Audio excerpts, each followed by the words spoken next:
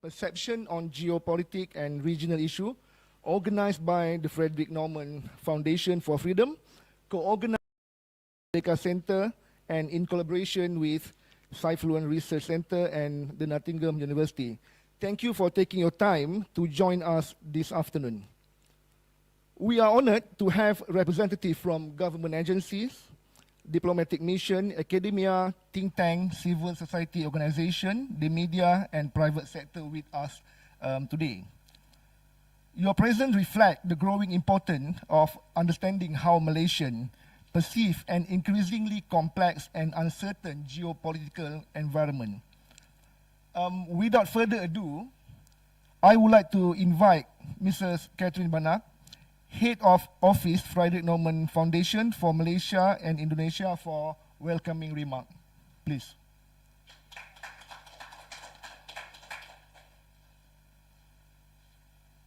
Honorable Excellencies, dear guests, friends of the Friedrich Naumann Foundation and our partners here in Malaysia. I'm very pleased to welcome you here on behalf of the Friedrich Naumann Foundation today. Why are we here? I'm wondering, and you might wonder too.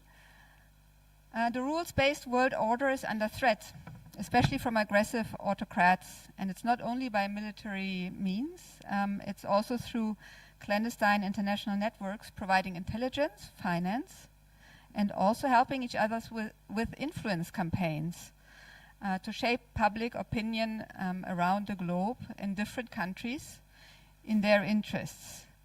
Because autocrats also know how important it is to win the public sentiment, not only within their own country, but also abroad in other countries. They care about the public sentiments in democracies because obviously that can help parties that are aligned with their interests to win the vote, and eventually this will enhance the network of autocrats around the world. Why does a German foundation look at this topic in Malaysia, you might wonder now? Well, Malaysia and Germany have a couple of things in common. We are both considered to be middle powers. We share an interest in the rules-based world order. For example, we need open trade routes and stable supply chains. And we want to ensure our strategic sovereignty, and both countries need to manage relationships with larger powers well. We need to manage those well. Both countries are also influenced by campaigns from autocracies which are played out in their countries. Of course, politics in Malaysia and politics in Germany is very different. So let me briefly open a small window into German politics, explaining you why this topic is of interest, also in Germany. So with the start of the Russian war of aggression on Ukraine, Germany realized that it had made a mistake when it comes to relying on energy supplies from Russia too much, for too long. And the delinking from the Russian market has caused quite some political trouble within the German landscape, the German political landscape, because of course energy prices were rising, and this led to more frustration with the political system and the democratic parties. It influenced and influences political sentiments, and this frustration makes voters move away from the democratic setup that we have experienced for 60 years and move into the arms of right-wing populist parties such as the AfD, the Alternative for Germany, who is now the second most popular party in the vote polls in Germany, and who are a threat to the German democracy.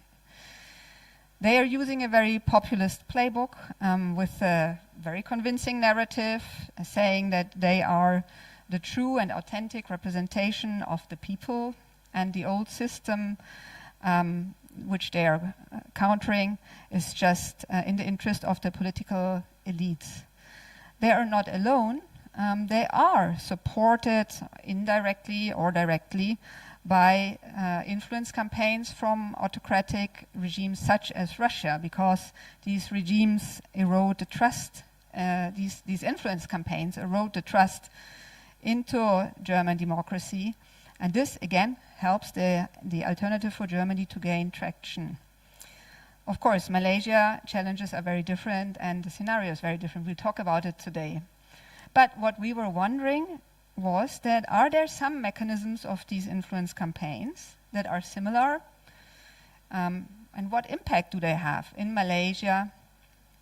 And what can we learn from that in Germany and in Europe?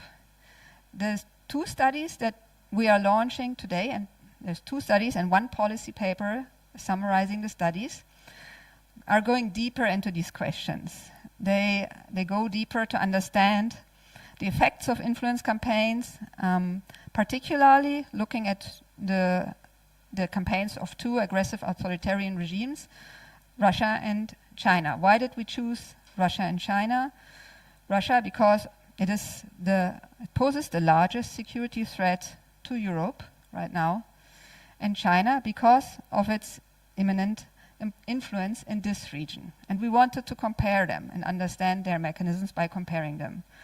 Both autocracies put the rules-based international world order under immense pressure, and both run a highly professional and powerful propaganda machinery. And just a small sneak preview into the study results today, what surprised me most was that nearly 50% of those who were interviewed have high trust in Russian, or they trust Russia as a defense and security partner, even though Russia was responsible for shooting down the MH17 in 2014. And there are more people in Malaysia, interviewed in Malaysia, who are thinking that NATO is responsible for the war of aggression in Ukraine than Russia is responsible.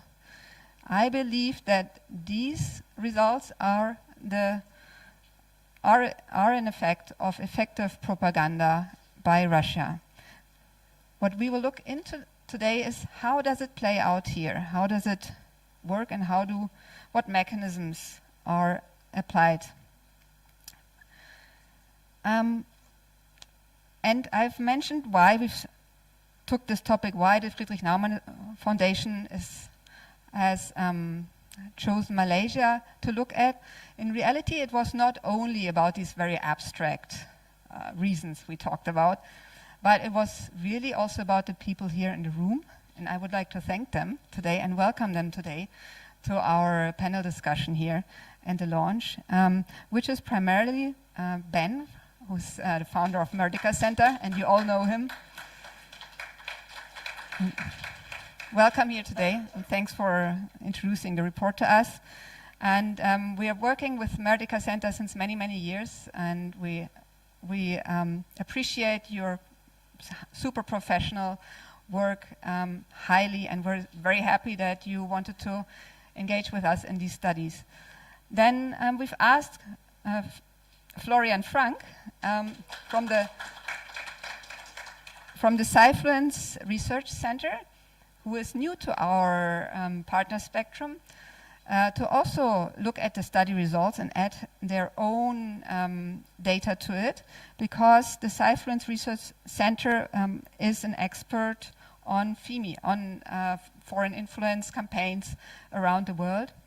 And that gives us another angle to those data. And we have asked Dr. Ben Barton from the Nottingham University, based here in Kuala Lumpur, to summarize the results and put them into the context of larger foreign policy questions. And for those who have not or do not yet know the Friedrich Naumann Foundation, please allow me to introduce us as well. We're a German political foundation. Our primary goal is to strengthen democracy in Germany through civic education, but we work with partners around the world for many, many years already in Malaysia to work on topics which are of common interest for us, for Malaysia.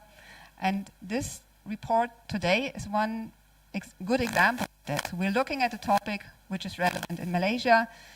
It's also relevant in Germany, and the results of today's discussion we will take to Germany and discuss with the German audience later in September this year. And with these words, I'd like to introduce the authors of the study to this dais and enlighten us about the findings. And I'm looking forward to a very interesting discussion with all of you. Thank you.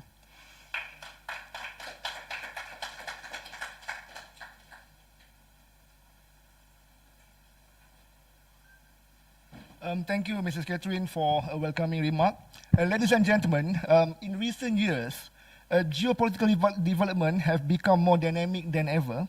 Strategic competition among major powers, conflict in different regions, shifting economic partnership, and rapid technological change continue to shape the global landscape. This development inevitably influences Malaysia's foreign policy, economic interests, and strategic national security. So today's presentation will share findings from a nationwide survey involving more than 1,203 research sample, complemented by in-depth interview with 12 experts from various sectors. And together, these findings offer a comprehensive picture of how public perception form and what they may mean for policymakers, researchers, stakeholders alike. So we hope today's session will encourage thoughtful discussion and provide useful perspective on opportunities and challenges facing Malaysia in increasingly interconnected world. Anyway, ladies and gentlemen, should you wish to read the full research report, please scan the QR code provided on the card at your seat. The report can be accessed directly through the link. Ladies and gentlemen, joining us today, three distinguished presenters. Our first presentation will be delivered by Mr. Ibrahim Sufyan, the program director from MiCasa Center, who will present the finding of the national survey and provide overview of the study. And this will followed by Associate Professor Dr. Benjamin Barton from the University of Nottingham, who will share his expert insight and reflection on the survey finding. Finally, we will hear from Mr. Florent Frank from the Fluent Research Center, who will conclude the presentation session with his perspective on broader geopolitical implication. Ladies and gentlemen, without further ado, please join me in welcoming our first speaker, Mr. Ibrahim Sufyan.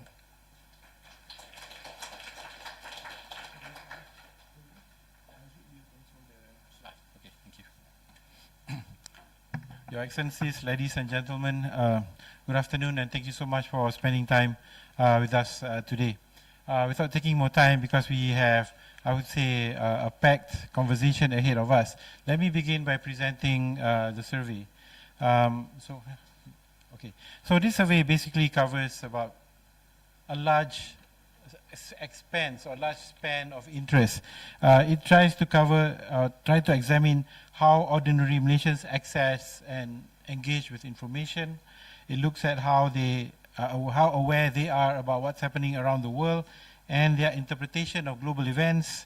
It tries to analyze public perceptions of China and Russia, particularly across many dimensions that are, I think, of typical influence in the Malaysian context, identify and test the key drivers of geopolitical perceptions, examine the personal exposure, because we are very close to China. Many Malaysians have visited China many, many times, and do those visits, those personal connections make any impact in terms of how they view China and how it reflects in terms of how they view what else is happening around the world. Segmentize the Malaysian public into distinct geopolitical perception profiles, and then observe the public attitudes towards democracy and governance in Malaysia. In a nutshell, to see, does the geopolitical events or anticipated influences coming from those countries affect Malaysians' own preference for democracy or otherwise. Next.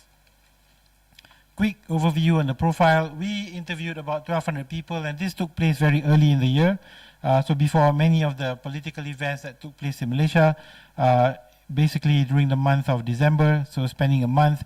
And also we spoke to 12 experts from politics, media, academics, public intellectuals, opinion makers, and also members of the local think tank community during this period. And the feedback that we obtained from them has been included in the more detailed report. Next. This is a brief profile of the respondents as typical of the surveys that Merdeka Center conducts. It is something that covers the whole country, so we have 222 constituencies across the country. Respondents are selected from each and every one of them. It is also weighted to cover the appropriate weightage for urban and rural respondents, as well as those by the specific age groups of the respondents. Likewise, ethnicity, I think, also matters as well. We've tried our best to actually have it as statistically representative of the electoral profile here in the country. So we only interviewed citizens. Next, we go to the first segment, which is the information environment in Malaysia. Next.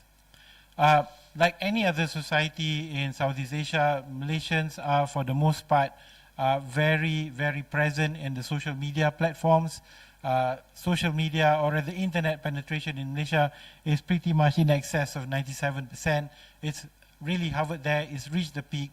Those people who are not on the internet are those who choose not to be on the internet. Everybody who can do have access to the internet. Most people are on either one of the two platforms here. You know, about 90% of people are on Facebook, about 70% are on TikTok, but 90% of people below the age of 30 are on TikTok. And then we have other platforms as well. As we speak, the profiles of people's acceptance and presence on the different social media platforms are also changing. What we are noticing right now over the last span of 1 year, more and more, say, Malay voters, Malay audiences are going on Threads. They're moving out from Twitter. More and more ethnic Chinese-speaking people, ethnic Chinese or Chinese speakers are on Xiaohongshu. So more of them are on RedNote rather than the other platforms. Most people have Facebooks on their phones, but the most frequent Facebook users are people above the age of 40 years old. And then finally, I think in terms of overall connectivity, and this is not something that's here, but what I can tell you is that the average Malaysian spends about 6.5 hours per day on social media. And Malaysians also have more than one social phone account, so the phone penetration rate is something like 160%. So a lot of people have more than one telephone. Politicians maybe have more. All right, so next. If you look at what's happening around the world and global affairs and Malaysian perception of it, let's go to the next slide. Right, this is the level of interest. 65% of Malaysians are interested in terms of what's happening around the world. And I think if we look into the detailed report, what you will see is that because Malaysians are such a diverse cultural and religious background, so different groups or different audiences in Malaysia have different perspectives and different areas of interest in parts of the world. More Muslims are interested in what's happening in the Middle East. More ethnic Chinese are interested in what's happening in East Asia and also consume not just news but also popular cultural media from that part of the world. And then you have, I would say, about 15 to 25% of Malaysians who are very conversant in English also consume content from other parts of the Western world. But in terms of awareness of events that has occurred, and I think one of the important things that we want to share is that nearly half of Malaysians are very much aware in terms of what's happening in the Middle East. Most people are following it day by day because not just in terms of the overall news, most people now have WhatsApp groups, are also on Telegram groups that are actually sharing news from what's happening in different parts of the world, particularly in this case, the Middle East, on a blow-by-blow basis. So people are updated as things unfold. And this affects, I think, their views of how the world works, but also, I think, influences of how they engage markets. Like, you know, you sell shares on Friday, and then, or you buy certain things on Friday because they're going to bomb Iran on Friday night. But the war will end before market opens on Monday. So then stock prices or oil prices will go up. That's been the pattern for the last 3 or 4 months. So a lot of people are beginning to look at this with not just, I would say, peculiar interest in terms of politics, but also its implications on the financial markets. So awareness about what's happening, say, in the closer region, Thai, Cambodia, conflict that took place earlier was only about 24%. The US-China trade competition, 19%. The Russia-Ukraine war, 22%. And what's happening in the United States, only about 14%. And then we put something about the Sudan civil war, awareness is about 17%. But I think what is of interest, if we break down the people who are interested in these issues, you will see very clear, distinct ethnic and also cultural lines within the Malaysian landscape. Next. So awareness of what's happening, extends even to events that took place more than 10 years ago. But I think this is fading into people's memory. Nearly 80% of Malaysians are aware of the MH17 tragedy that took place 12 years ago. And what we also notice is that there's a lot of casualties, foreign, primarily Dutch, as well as many Malaysians and members of the crew. But in terms of attribution of who's responsible for the tragedy, we find that numbers are more contested. Less than half of Malaysians actually attribute the Russians as being responsible for the tragedy. And particularly within the Malay community, they're much, much more divided. And in part, perhaps it is due to the news they consume, the way the news is presented, and how they interpret sources that are coming from outside. I think more than just the sources, it's also the trust people place in foreign news portals, particularly when Malaysia is a small country. Everything that's reported in the local press comes from wire services that are outsourced from other news bodies. Likewise, in terms of what's happening closer to our shores, South China Sea issues, only 40% of Malaysians are aware of what's happening, and in terms of who they blame or view as the perpetrator of the conflict, it's about 55%. And here, if you look at the detailed data set, you will see again a cultural difference in terms of who people see as China. So when we look at China, 55%, but among Malays it's 58, among Indians it's 79, but among ethnic Chinese Malaysians it's only 39%. So it affects, news sources affects the way people see the world, also affects how they decide on what's important for them and who is responsible for events that are taking place surrounding them. Next. In terms of the changing global system, so this is, I would say, a much more complex subject matter that we've put across to our respondents. So you have to imagine that when we pose these questions to our interviewers, these interviewees, some are university students, some are retirees, some are rubber tappers sitting in Raut Pahang. So you have a diversity of people representing Malaysia, but 74% of them agree that the world system is moving towards multipolarity, that there is no longer a unipolar world system. And we look at people's view of how Malaysia is managing itself, its active neutrality in a world of more intensified geopolitics. 61% of Malaysians approve the way the country is handling its geopolitical interests. And a good part of it, I suppose, is influenced by how Malaysian political leadership, namely the Prime Minister, is articulating about international issues, but also curating his foreign visits and putting it across to Malaysians as protecting Malaysia's national interests. So I think one of the most important things that has happened over the last few years has been the emergence of BRICS as an alternative economic cooperation bloc and Malaysia's decision to join it. We find that only about 40% of Malaysians are actually aware about BRICS, but 68% support the country's decision to join this bloc. And I think for Malaysians, it's join whatever that is beneficial for the country's economic interests, where the country's policy is to have no enemies and make as many friends as possible, and along the way reap economic benefits. We also notice that in terms of public views of this particular topic, BRICS, we find a recurring theme. More men in the respondent set are aware about political issues. Likewise, half of the men interviewed are aware about BRICS. This is by no means anything peculiar.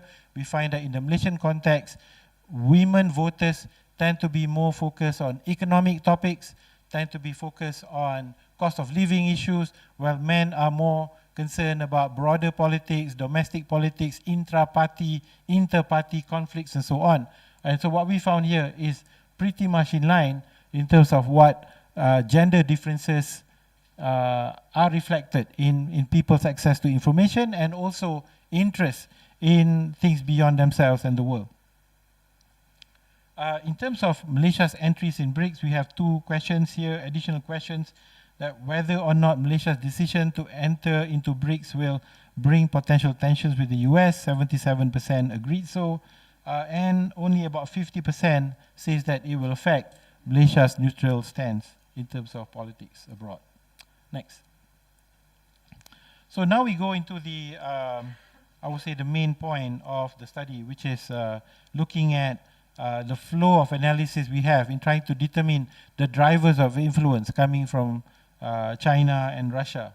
It's a bit hard to read, but I think number one, we have developed a structural model in with which we are going to assess responses we obtain from the study. Second, the data is actually measured first whether or not there is a difference between people with exposure or those without exposure to those two countries.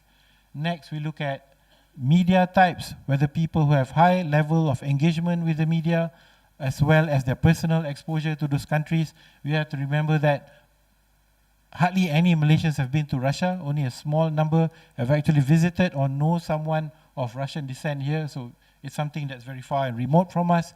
So a lot of knowledge about Russia is from the media, whatever that reaches our shores in the languages of our respondents. Fourth, we look at the geopolitical orientation profile based on the respondents. Next, we look at the profile membership predictors. So there's some multinomial logistic regression that we've done. And then finally, we look at democratic orientation, whether or not people's affinity or people's susceptibility towards believing information coming from either of these two countries affects their views on democracy in these countries, whether it has follow-on effects broader than just news or information about those two particular countries. Next. Then we look at which factor has the strongest influence on bilateral relationship perceptions and the overall country evaluation. So the two countries, namely Russia and China. Okay, let's go to the next slide, which is very complicated. I'll do my best to explain to you. So this is basically, there are 4 areas that we try to assess our respondents. Number one is the psychological configuration. Are they getting informed by foreign sources? Do they have media resilience? And here what we mean by media resilience is that when they consume media content, are they checking it to see whether it's true or otherwise, whether it's fake? Are they sharing it? Do they have a habit of checking things, or are they just simply accepting what is presented to them as the truth? Next, we also look at their own predisposition. Are they in favor of democracy, or are they more predisposed towards an authoritarian form of government?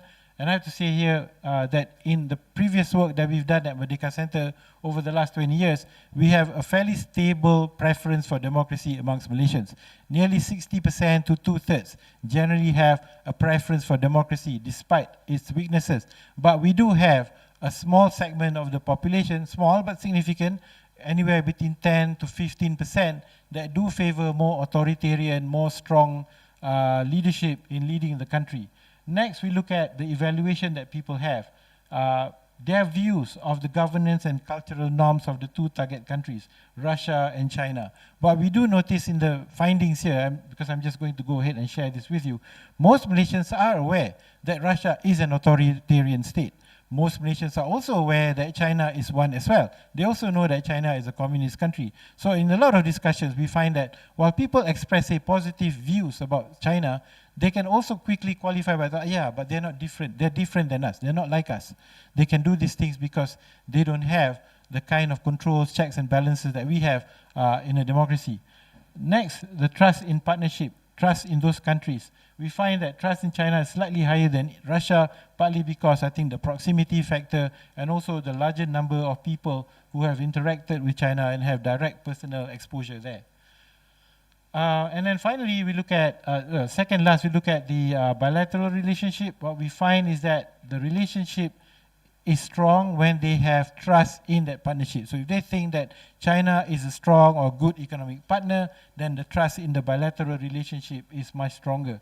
And finally, the overall performance, which is the country performance, we have that bilateral relationship is a bigger predictor than it is just simply the trust. So that's basically, I think, the important thing, that trust is a factor of how well they perceive Malaysia is treated or respected by those two countries. Okay, next. So in order to simplify this analysis, what we have done is actually to try and create a proxy persona of Malaysians' view of China and Malaysia's view of Russia, because the information is very statistical. So what we've done, and then I think you can read this in the reports that you can download at your own time. But what we find is that there are two types of Malaysians. So those that are more positively oriented towards China, they tend to be ethnic Chinese. They tend to have visited China. They have experience in dealing with Chinese organizations, mostly economic organizations. And at the same time, they consume a lot of China-based social media platforms, but not exclusively. They are also on LinkedIn, they are on YouTube, and their interest is predominantly economic and technology. A lot of people are looking at China partly because of the advances that are happening there, and they see Malaysia-China economic cooperation as being critical for their own personal development as well as that of the country. So the overall perception is positive, but China is also known by them to be not a democratic country, but is not viewed in such abstract terms. This viewed in terms of lived experience. They visited China many, many times. They have cultural relationships. They consume a lot of cultural content, media, entertainment content from China as well. If you go to the next slide. Next. We look at Russia. It's a different context. We find that in terms of Russia, the perspective of the Malaysian audience that are more favorable towards Russia tends to be more Malay, a bit better educated. The view is more ideological. It's bent toward to have a more critical view of the West, not purely consuming information from Western sources, but on other platforms such as Telegram, where there's a lot of content that deals with geopolitical commentaries, war analysis, anti-Western narratives that are quite popular on the Telegram content, as well as it's in the domestic language as well, it's in local language. Most of these people have no direct experience or personal interaction with Russia. Only 2% of Malaysians claim to have visited Russia in their lifetime. And so a lot of what they process is what they see and believe from social media. And also driven by the skepticism about what's coming from other news sources. I think this is, I would say, a typical profile, and also, I think, colored by their own personal ideological lens. So they have a more anti-Western perspective towards how the world is shaped. Okay, next. So does personal experience translate into country evaluation in the same way for Russia and China? Because we speak earlier about personal exposure. A lot of Malaysians have been to China. A lot less Malaysians have visited Russia. Let's go to the next slide. So in terms of, first we look at the bottom, real world exposure. 23% of Malaysians have visited China. If we break that down into the different communities here, nearly 60% of Malaysian Chinese have visited China. Among Malay community, the non-Chinese is probably in the teens, less than 20%, so it's much lower. So the high figure is pretty much reflective of higher numbers of Malaysian Chinese that visited China over the last few years. And many people interact with those in China, so we have a much higher number there due to business concerns. And about 6% have studied or worked there or knows someone involved that relates to their work or study in those countries. Whereas the figure for Russia is very low at only 2%. In terms of China, exposure to China does have a statistical significance in terms of how they view China. So the more they are related to China, the more positively they view China, but it's also tempered by their awareness of the differences in the governance structure. Whereas for Russia, there is no difference, partly because very little number of Malaysians that have visited there. So we have that, I think, as an overall findings here. Next, to the next slide. how do Malaysian respondents differ in their geopolitical profiles, and what holds their perceptions? Okay, let's go to the next slide. Here we try to look at two things: how perceptions are formed and who holds this perception. I think in a nutshell, what I want to convey here is this.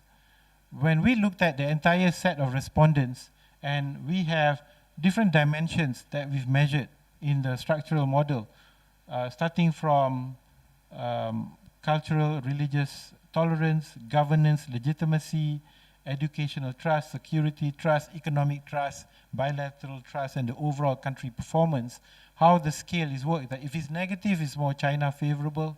If it's higher than 1, it's more Russia favorable.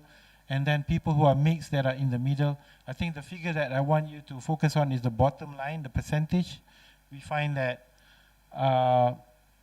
most Malaysians, 71%, actually have very neutral points of view. They have mixed profiles. There are some things that they assess China to be positive, but there are other things they assess it to be negative, whereas in the context of people who hold very China favorable point of view is about 20%, 71% has mixed views, fairly neutral, and about 9% that has a Russia favorable point of view. So that's basically how Malaysians are stacked. Mostly they are in the middle. They have differing points of view on the dimensions that we are testing here. Next, because I have 5 minutes. And how do Malaysians evaluate global powers? Do democratic values also shape their perceptions? Okay, next. We have focus on the right-hand side. 64% of Malaysians feel that Malaysia is democratic. 85% say that it remains the best form of government despite shortcomings. 80% say that democracy is suitable for Malaysia. So most Malaysians, don't rate the country's level of democracy as very high. It's somewhere democratic but with issues, democratic with some problems to overcome. We have that in that point of view.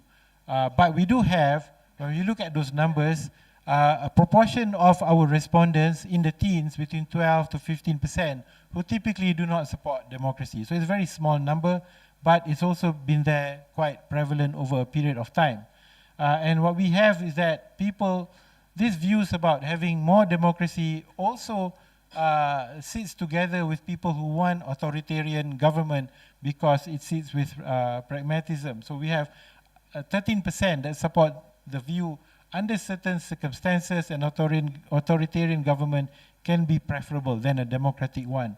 And we've asked this question for the last 20 years. The numbers have been pretty much the same. Over the years, it's been pretty stable. And you also have about 14% of people who's indifferent, whether it's a democracy or otherwise, so long as it delivers the services and goods. We find that satisfaction with democracy in Malaysia is more contested. It's only about 48% satisfied. We find that more ethnic Indian respondents are unhappy with the state of democracy, and I think in part it's because it's a minority and they feel that their views and issues are not being strongly addressed by whoever that has been in power. So it's a minority concern that continues to linger and has been especially intensified over the last 3 or 4 years.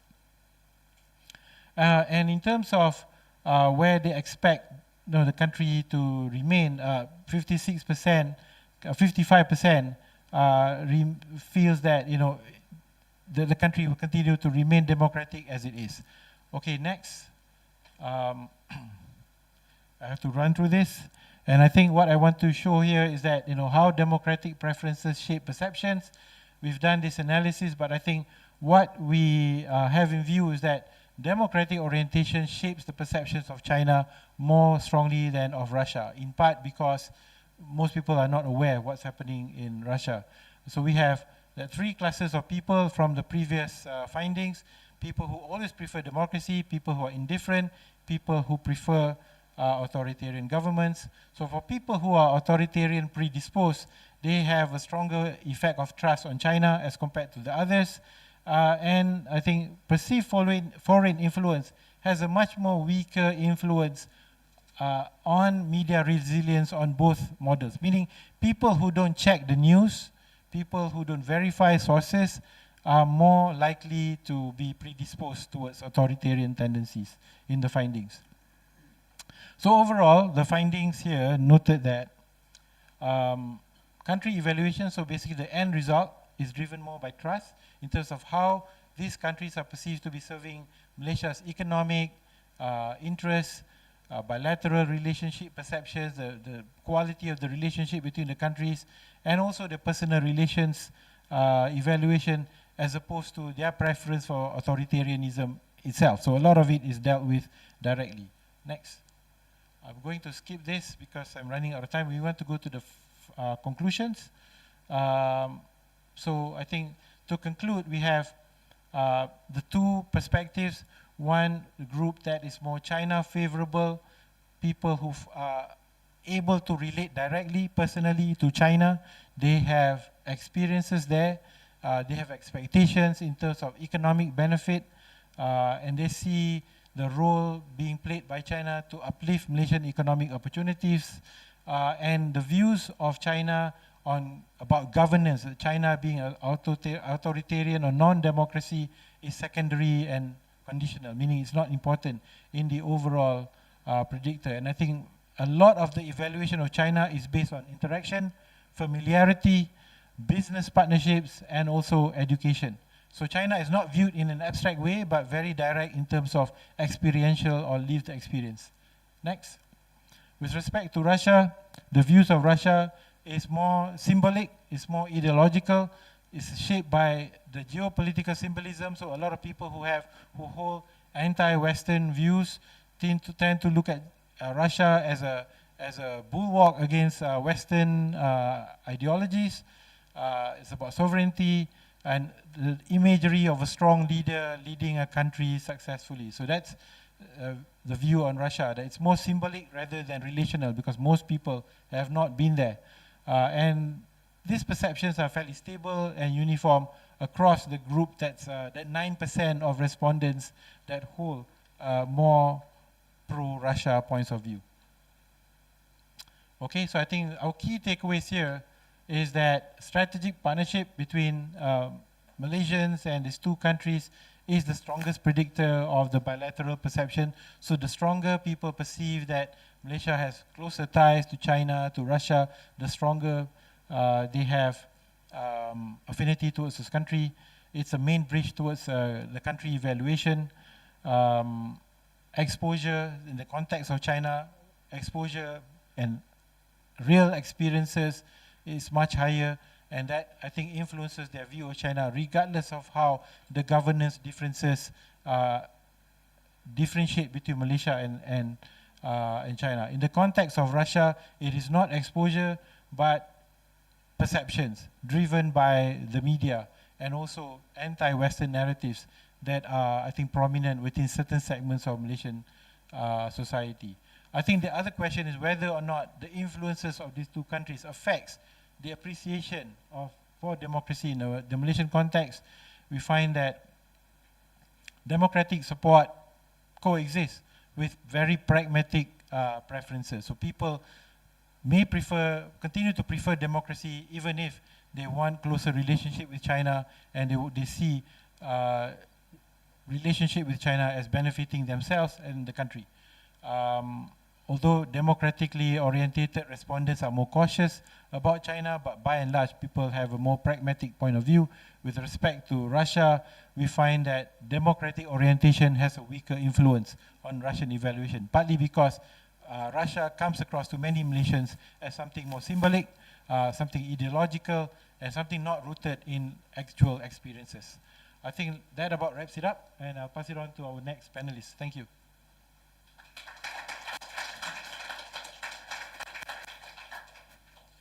Thank you, Mr. Ibrahim Sufyan, for our presentation. Let me summarize several key points from his presentation. The first is trust is not exposure, but drive perception. Malaysians do not passively absorb geopolitical narrative. They interpret them through trust, lived experience, and how a country relates to Malaysia. The second is China and Russia occupy fundamentally different positions If China is evaluated through a relational proximate experience-sensitive framework ground in trade and interaction, Russia remain distant, abstract and media-driven. And the third one, democratic support coexists with pragmatism. Malaysians strongly value democracy as a system while remaining open to performance-based government trade-off, evaluating foreign power through effectiveness and partnership rather than ideology.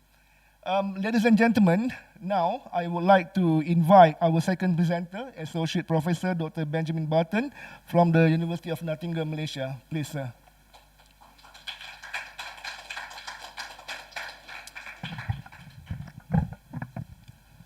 Thank you. Good afternoon. Your Excellencies, ladies and gentlemen. I'd just like to start by thanking Catherine and all of her team at FNF for inviting me to be part of this project. It goes beyond just the output you're seeing here today, which is in the shape of a policy paper. So I was very lucky to be able to read both reports, the MiCasa Center report, which Ben has just provided you a snapshot of, which is excellent, and also Cyfluence's report, which are very much complementary. They're about both 45 pages in length each, okay, so they are long, intense reads, but when you read them, you really get a sense of this overlap between the threats to Malaysian democracy and also the threats to Western interests in Malaysia as well, which are basically interlocked here, as we will see moving forward. So my version is only 7 pages long, so if you want the concise, shortcutted version, then read that, yeah? And what I do is I've got a bit of a balancing act, because although I'm here in Malaysia, talking to a Malaysian audience, right, interacting predominantly with a Malaysian audience, actually the policy paper is targeting a German, if not European audience as well, right? Later it will be launched in Germany to a German audience, so the policy paper basically tries to cater to both, and it's sometimes a bit of a strange balancing act, and I'll explain to you why. Next slide, please. So what I'll just do here is, because I got the chance to look at both reports thoroughly, and I was involved in the process of providing feedback, whether it's on the methodology or the findings, I then put the two together and looked at the threat to start with. What are the threats? How should we interpret them? Okay, and again, try and remember that I'm doing this talking about Malaysia, but also thinking of a European audience. Then I think I'm going to also repeat some of the points which Ben has already mentioned in terms of how should we address the threat level, right? How serious is it, and what are the buffers, I suppose, to these particular threats? And then the third element is really the policy dimension. What are the recommendations to take home from a policy perspective? And for that, what can be done between Europe and Malaysia together collaboratively, here locally in Malaysia, to help build up resilience, for example, on the one hand, but also what should be done at the macro level. And this is more looking at, Europe. So we'll start first and foremost by looking at the threat. So next slide, please. Okay, my slides are a lot less wordy, a lot less visually attractive. That's because I'm a dinosaur when it comes to these things, as my students will well know from the University of Nottingham. Anyway, that aside, what you see is basically 4 types of threats which sit one on top of the other, which are all interlinked, okay? The first one is the issue of what I've called here grassroots social media overexposure. So I suppose really the main contention in all of this is that we all spend far too much time looking at social media on our phones, okay? But we're not going to solve all problems in the world here today, and that's a separate issue which we're not going to go into and that we can do nothing about, all right? But that's still the main issue. Why? Because if you're spending up to 6 hours a day on social media, then by and large you're going to be exposed, whether consciously or not, to some form of disinformation, right? It's just a fact of life as we know it today. So that's the main threat, right? That by having Malaysians spend so much time on social media, that they are exposing themselves one way or another to these narratives which are being propagated by China and by Russia. But where this becomes a bit of a gray area is that, of course, Malaysians are not equal when it comes to social media. Right? A lot of Malaysians are literate so in terms of their social media usage. They can probably tell the difference between fake and real, yeah? But some are not. And that, in fact, what's really interesting from the Merdeka Center report is also looking at the demographics. You know, notably a lot of elderly users who consume vast amounts of social media in news and information are perhaps some who are the less well-equipped to make the difference between what is real and what is fake. So, of course, there is also a fact-checking reflex that people have when they're confronted with possible disinformation. And Malaysians, like anyone else, will, of course, seek the truth. Is what I'm seeing, is what I'm hearing real or not, right? So for this, one of the reflexes which come across in both reports is to go to trusted news sources. And for that, turning to Malaysian news sources. But this is wherein the problem lies, because Chinese narratives and Russian narratives make use of what is an open media environment. Right? So there's all kinds of different competing news sources here in Malaysia, sometimes in different language, be that as it may. And you know, if you're fact-checking within this domestic news landscape, but what you're reading is also just a repetition of propaganda, whether Chinese or Russian, then you're not really fact-checking. Right? You're just moving from one news source to the next, which is effectively telling you the same thing, which may most likely be false. And within that, you have, in that narrative, a move which is basically to undermine the trust, and again, I think Ben just mentioned this, in democratic institutions. So it's really preying upon those people who already have a trust issue with democracy, who are most likely to be susceptible to this kind of propaganda, right? Because that's what it is. And so how to combat this? If it's seen as within the domestic media cycle, it's seen as trusted, verified information, when in fact it may not be. And that is undermining the trust in democracy. Now, of course, if we're talking about Russia and China, these are not equal players either. They're not identical, right? They are often bracketed in the same grouping, but they are not identical and they do not have the same strategies, right? In the case of China, what we see is, and this is reflected again in the survey findings amongst Malaysian participants, is the appreciation of China's economic model. Okay, but that goes, of course, hand in hand with the lack of any form of democracy in China. In fact, the undermining of democracy by the Chinese state and its illiberal pursuits. Now, of course, as Ben already mentioned, that doesn't mean that you can be impressed by China's economic development, by its model, but not necessarily like its politics. But still, that projection is there, and that's a risk. In Russia's case, it's a little bit different because what Russia wants is largely to deflect away from what Russia does, right? In the Ukraine in particular. So what we see is Russian presence in this domestic media cycle as a way of basically seeking to move attention away from what Russia is doing in the Ukraine by highlighting bad things that the West might do, or by other conflicts. So, for example, the conflict in Gaza, putting a lot of emphasis on it, right?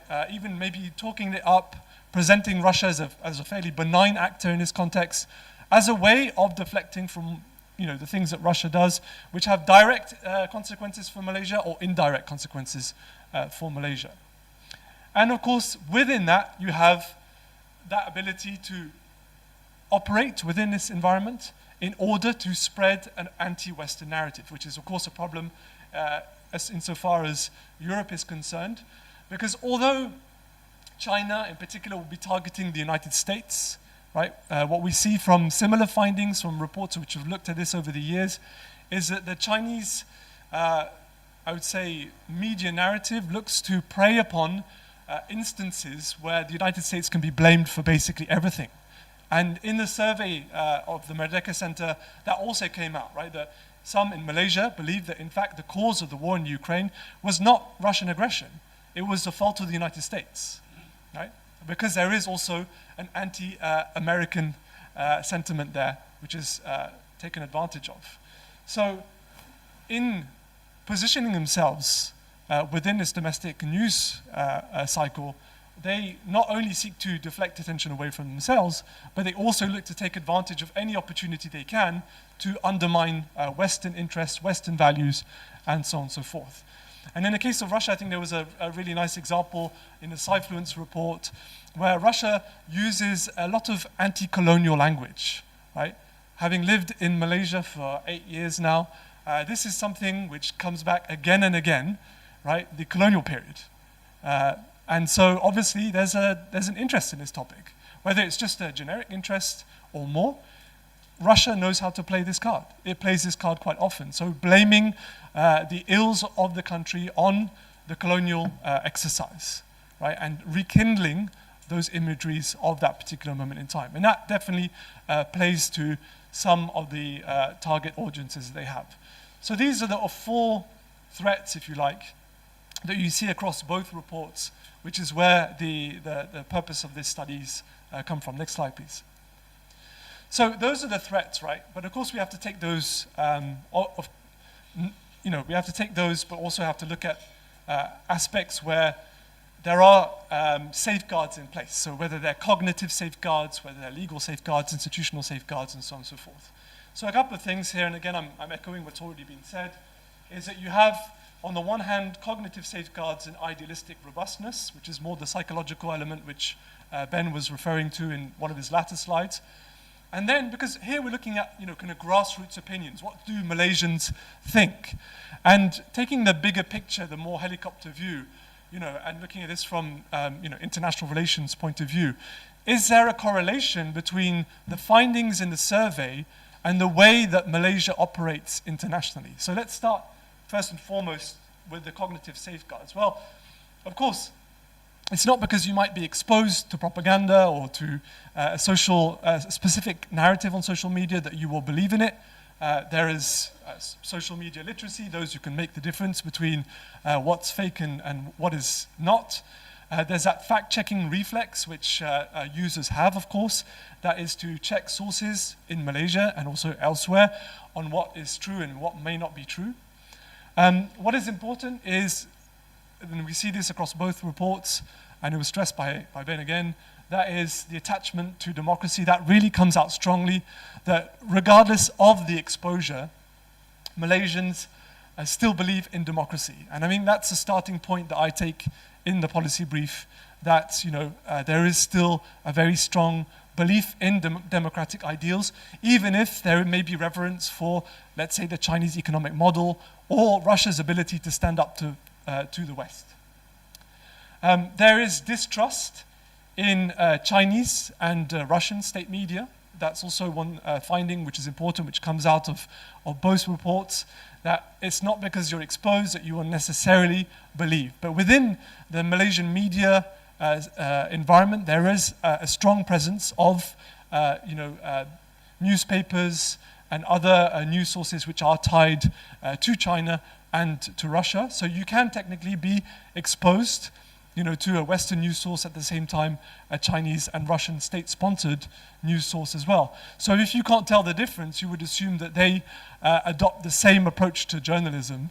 But of course, we know that the standards are different because they are underpinned by different strategic interests. And then there's this contention about, there's a point about identity, right? So first of all, feeling Malaysian, right? Being attached to Malaysian democracy, but also, Malaysia is a country where there's so many different identities which cohabit under one umbrella, right? And not everyone is the same. So, of course, we're talking about Malaysia and Malaysia's exposure to social media, but if you break down Malaysian society, what you see is there are actually guardrails against the exposure to various propaganda. So in my policy brief, I touch upon Malaysian Chinese. And Malaysian Chinese is a very diverse group in itself.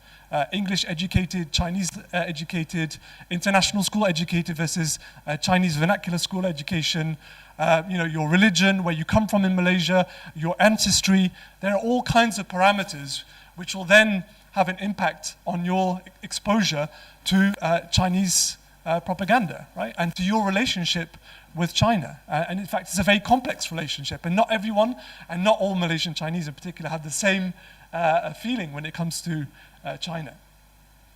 And then there are counter-influences. Now, these are not necessarily captured by the report, but they exist, right? Whether they're Western counter-influences, whether they're Taiwanese, whether it's from Falun Gong, you name it. There are also other voices which have a presence out there. Now, whether they also indulge in disinformation is, another debate altogether. But they also tend to drown out the voices of coming from Chinese and Russian state-sponsored media. Right? So it's a very competitive environment, and there's not one party which necessarily dominates.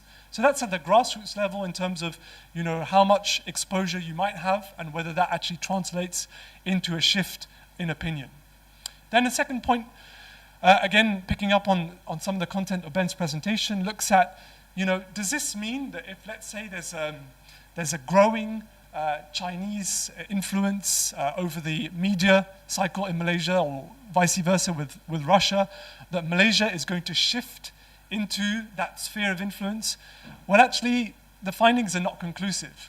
If you look at the BRICS, so indeed, from the Merdeka Center's findings, most survey respondents actually felt that Malaysia becoming a BRICS partner country was a good thing, right? It was in the best interest of the country. But then when asked, do you think it's a good thing vis-a-vis the United States? Well, the answer was no. And actually, most Malaysians don't really want to upset the United States. They may not like the United States, but they don't want Malaysia to be on bad terms with the US, especially in this day and age when, the president of the United States is so unpredictable, right? So in fact, the finding there is the BRICS was really a policy driven by the government, not really a response to, grassroots feeling about it. And if you take the war in Ukraine, yes, some Malaysians who were surveyed did believe that the fault of what triggered the conflict lied outside of the Ukraine, and it was, perhaps the fault of the United States.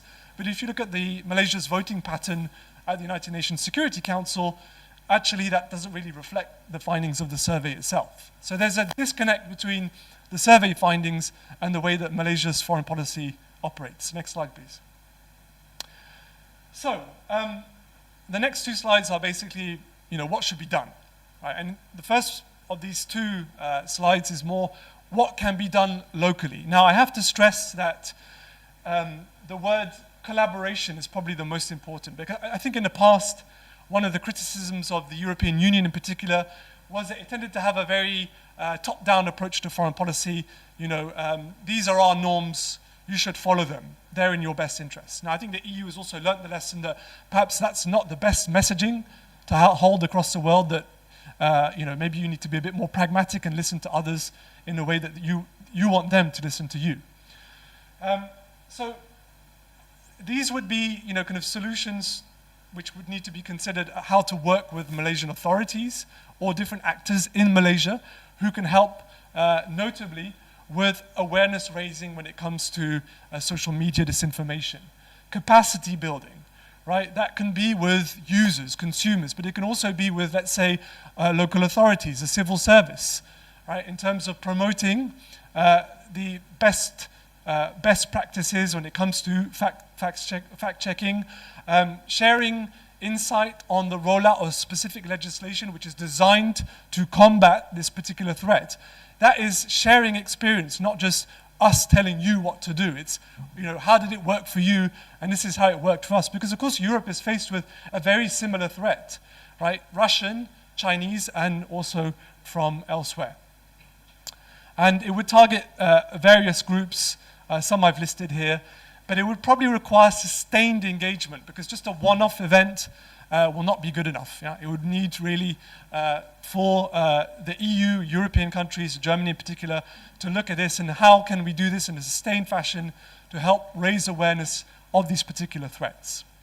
I also pointed out in the policy brief that, okay, we do have our differences, right, between Europe and Malaysia, but we also have similarities. In fact, You know, I was at a talk given by the Belgian ambassador to Malaysia to my students, and he listed all the similarities you had versus the differences. We have far more in common than we have in terms of differences. And one of the commonalities we have is our political system. So I think, without going into too much depth here, you know, Germany, Europe, Malaysia, the EU, we need to think about ways where we can champion democracy, not just locally, but also globally. Next slide, please. Right, the macro level is actually more for Western consumption, in this particular instance, Germany and Europe.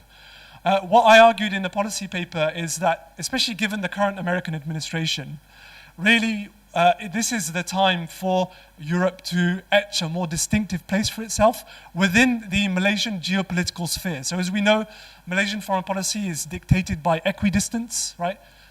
Independence of thought, of position. And so there's all kinds of different actors vying for attention and influence in Malaysia. First order actors, the US and China are usually given as example, but also lots of second order actors, Japan, South Korea, and others. And Europe is usually in that bracket, but I think probably it needs to do a bit more to distinguish itself. And I think there's work which has already started on the ground, but you know, could be enhanced further to show that, you know, Europe is a strong partner for Malaysia in terms of the Malaysian hedging options, right? And I think within that, this is a time for Europe to try and stand out and be a bit different from the Western bracket. Because if you talk about the West in surveys, usually the feedback is not very positive. But maybe we need to make that disassociation between the United States on the one hand and Europe on the other. Because actually, we do not always see eye to eye. Yeah? We may be close, we may be allies, but that doesn't mean that we're the same either, right? And on certain issues, in fact, we are quite different. If you take the reactions in Europe to the war in Gaza, you know, there's quite a lot of nuance there actually, and there may be, in fact, some similarities of position, not across the board, but some similarities nonetheless. All right, I'm running out of time, so I'll do this as quick as I can. I think that one usual criticism of Europe in Malaysia is that it's difficult for audiences to know what are we talking about. Are we talking about the EU? Are we talking about Germany, France, right? And you know, that's actually something which is quite common amongst all Asian audiences writ large when they're surveyed about Europe or the EU. They don't always tell, you know, who's doing what and who has what competences. In fact, even in Europe, this is an issue of contention. So I think that Europe really sometimes needs to work just a bit harder at making sure that the messages which Malaysians get about Europe, from Europe, are also positive. Because we have positive bilateral relations, yeah? There may be sometimes issues which we disagree about and disagree upon. But by and large, these are healthy relations, and I think they just need to advertise a little bit more. I call for the use of Track 2 and Track 3 mechanisms to further enhance this cooperation. And I would say that maybe Europe also needs to have a bit more visibility. That is presence of European leaders, EU leaders coming to summits, but also reciprocating those invitations to the Malaysian political establishment as well. And the last thing that I wanted to say was that, sorry, I'm running through my notes here. Yeah, that you know, we should really just learn to love each other that bit better. I think that's the concluding word. I've lost my train of thought. Apologies for that. So I'm going to end on this note, and I thank you very much for your attendance, and I look forward to your questions. Thank you.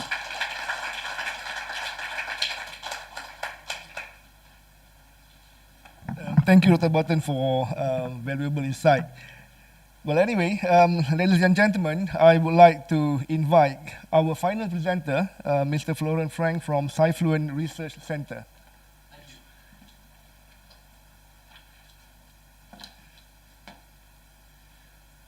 I get to do my own slides here, so. First of all, thank you very much, and especially to the Naumann Stiftung Foundation. It's a great opportunity. It was really fun working on this, and especially also with Merdeka. Really enjoyed the survey. Quick word to us, we're a research center. We're based in Berlin. We have an office in Jakarta. We are currently working pretty much globally. We have research cooperations really everywhere. It's by design. It's really important for us because it gives us the opportunity to bring a lot of perspectives from everywhere and unite them into one organization. Our main focus is on hostile influence campaigns, although with time we have now, we work a lot more on cyber attacks as well, so we incorporate that in our research. Interesting for you, we opened here in Southeast Asia the Urban Cyfluence Lab. We're bringing out a book also with Malaysian researchers. Thank you very much. Do have a look if you have a chance. All right, to go start. Context is king. So although we're talking about Malaysia, we need to understand this in a broader context. And while the previous speakers were mentioning that we are facing, the international order is under attack, I would say the situation is actually much worse. We look at international organizations around the world. I mean, even the Pope doesn't believe in the UN anymore. We look at the situation, America pulling out of the WHO, Congo it's terrifying to see what's happening there. But what we're seeing instead is a rising conflict between the US and China. And pretty much everything that also we as middle powers, we're somewhere stuck in the middle. We're still trying to find our place. There's some very interesting initiatives coming out. I have my doubts in the recent next few years if they will actually succeed. I do hope so. The interesting thing is, though, that we're in a phase of geopolitical fracturing. And in many ways a breakdown of these kind of the normative order, but at the same time we're in an era of hyper digitization and connectivity. It's a weird conundrum that we're facing with. And this is an article by a journalist, which I really have to say was very good. It's a very catchy title. I didn't like it very much, but he makes the point that while we're all thinking about, will Taiwan be attacked, will the Baltic states be attacked by one of these authoritarian regimes, the actual war over our minds is actually already happening, especially in regard to hybrid threats. And we see this in Europe. It's unprecedented what's happening. And also when we look at the study here about influence and influence operations by authoritarian regimes, we need to see it in this context of geopolitical contestation. So to the report, I want to today focus more on, actually there's a few slides missing. All right, never mind. I want to focus more on China-related operations. We did a lot of work on Russia as well, but our previous speaker has actually mentioned that quite nicely. I will say one thing which I thought was very interesting in the survey. It's the regard that Russia still has as a serious security actor, which is fascinating when you see, they invaded Ukraine, botched the entire attack. They have 1.5 million dead or severely wounded. And now their entire critical infrastructure is being pretty much taken out by the Ukrainians, and yet still many people perceive them. And it kind of is a testament to their ability in the information sphere and how to shape narratives in this era. Fascinating. This is looks a little bit complicated, but it kind of showcases for you, us as analysts, how we actually look at influence operations on broad scale, also smaller ones. We look at infrastructure. So a lot of these kind of operations, we have, the classic fake accounts, social media. We look at messaging services, ClearNet. Especially when you look at Chinese operations, authentic entities, so state media, all of this plays a huge role. Cyber attacks, this is more Russian-Iranian domain. We do see a lot of cyber attacks coming out of Russia. If you speak here with the cyber teams in Malaysia, they'll have more than a few stories about that. But the combination with influence operations is more the forte of Iran and Russia at the moment. The second thing we look at is, of course, narrative. So if you have an infrastructure, it's the ammunition to fill it with. And in this study, we were looking at some of them, you know, the more prevalent ones from Russia and China. Here we are. So in the study, we were looking, yes, Russia, China. What we did not look at is Iran. We have done a lot of work on that. I would advise anyone here in the intelligence or influence defense field to have a look. If you see the capabilities of Iran, especially around the war with America, have been nothing less than astounding. I mean, astounding. We did a study on this, looking at the depth of these operations. Even a year ago, when we were looking at some of the Iranian operations, we were kind of smiling because a lot of them were very amateurish. Wow, have they learned? And I mean, it's not a surprise with their allies coming from China and Russia. Back to Russia, again, I don't want to cover that too much today, but there is something, this is an upcoming report we were looking at. It's a very short-term campaign, and it shows how closely they actually work together nowadays. So this is we uncovered a cluster of accounts originating out of Ukraine. We expect occupied Ukraine, which were targeting Japan, but using actually Chinese narratives around Okinawa. So you kind of see nowadays, especially for us as defenders, it's becoming more and more complicated to actually, even when we find out where they're coming from, it doesn't necessarily show who's behind it. This is just an example for you to see what we do. These are, you know, the account clusters, and this is an example. It was a very badly done campaign. So you see the names are in Japanese, yet in the bottom everything is still in Cyrillic. So most of these accounts were actually taken down. So again, back to the PRC. What we need to understand is that a lot of these operations are highly complex and multi-layered. They're continuous and long-term. And that's something that often we in Europe, we often look at these, you know, are they gonna, you know, looking at election manipulation. This is what we consider short-term campaigns. But really the scary thing from our perspective are these long-term ones. It's China, so obviously they're often very centralized. Culture does play a big role in the way these kind of campaigns are conducted. But the amazing thing, and I'll show you a few examples about this, is the flexibility that they still maintain on an operational level. And often they have these opaque and clandestine elements, so it's very challenging to actually, if you're not looking for it, you do not see the connectivity and the coordination between these kind of operations. And if there's one thing that I hope you take away today, it's the narrative alignment across all these layers and elements. One little caveat, and this also goes into, in my opinion at least, the complete and utter failure of Russia. Let's be honest, the country would have collapsed by now without Chinese help, and China does not help for free. And there is a lot of intelligence cooperation, and especially a lot of teaching going on, because Russia is one of the most capable actors in this field. And we see that China is now increasingly actually using the Russian playbook. And now pretty much every single election, be it Japan, South Korea, etc., is under continuous attack by China using the Russian playbook. When we look at Chinese communications infrastructure, there's going to be 5 different points here.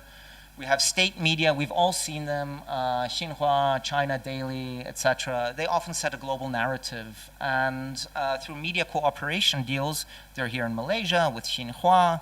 You have them even in the Philippines, which is contesting. They're able to use these connections to bring their narratives into a local context. And with that, of course, journalist training programs.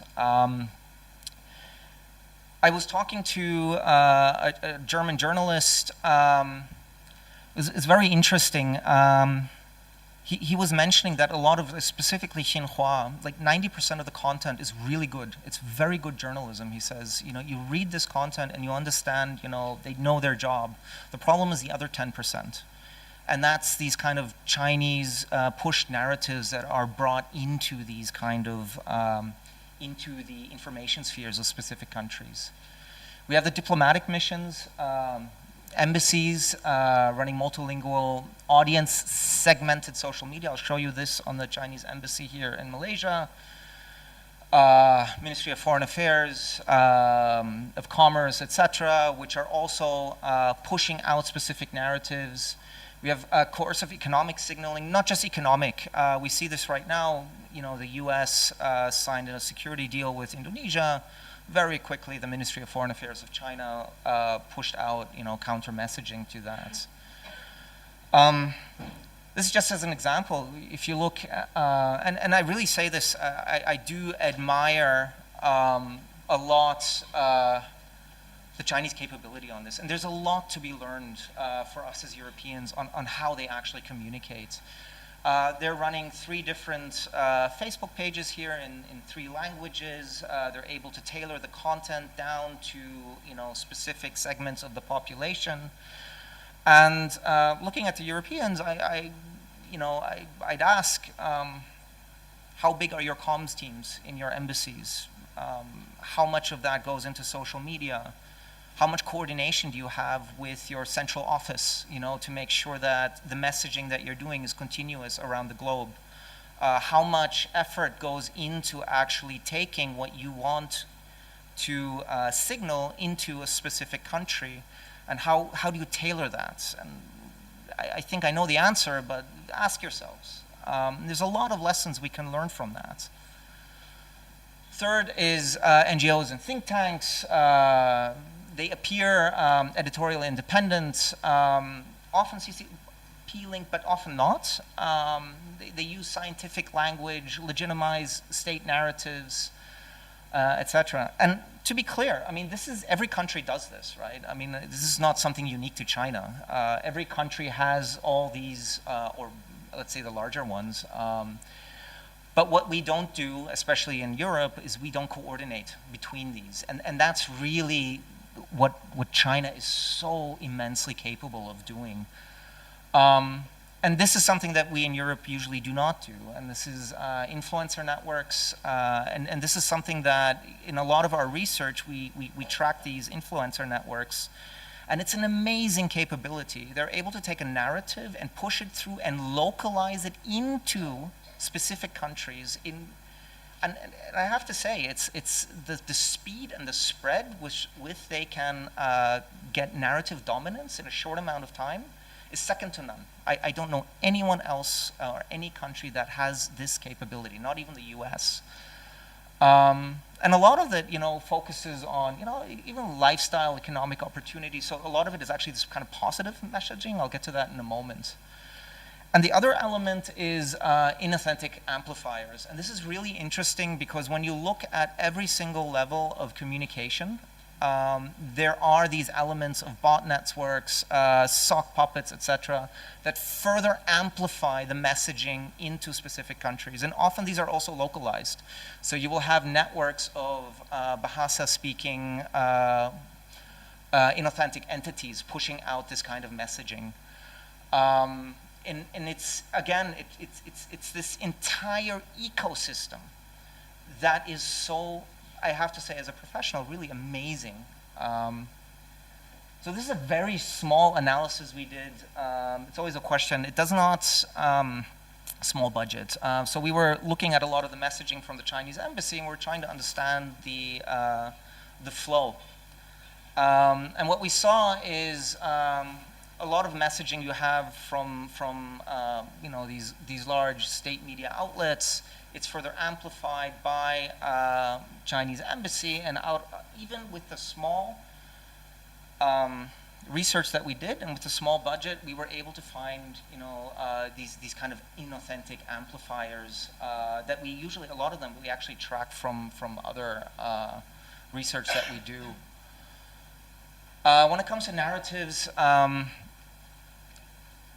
I personally would love to have a huge budget and do an entire narrative analysis on the country because it's just so fascinating. And I think actually every country should do this and track narratives. I'll get to that in a moment. But we see a lot of, you know, Sino-futurist kind of things. I think everyone here, have you seen the whole robot thing? You know, like China and the amazing robots? I think everyone's seen this. It's kind of dying down at the moment, but I'd say for about 5-6 months, social media was flooded by that. The bubble tea, where, you know, the drone comes and brings you the bubble tea. I mean, it's like you think, wow, what's going on there? Interesting also, China is a stabilizing power. Now, if you ask me, I mean, I think two of the most frightening, or the most frightening potential conflict around Taiwan is, you know, China a dominant player, and at the same time South China Sea, which is also just a continuous hotspot and a thing of contention in Southeast Asia. The third one around Xinjiang and the Uyghurs, I thought it was really interesting actually when you were showing this slide on you know, some of the topics that are relevant here. You know, it's like Gaza and Sudan and all of that. Xinjiang didn't even show up. Now, if you look at, for example, Deutsche Welle did this amazing report on this. More than 1 million people in concentration camps, sterilization of women. No one cares. And it's just, again, it shows, you know, the capability of controlling narratives, and it's really, no one cares. It doesn't even show up in research here. And this is a predominantly Islamic country. And then, of course, South China Sea, which is promoting China as, you know, their position. And again, in the context of a stabilizing factor. This is a research piece we did.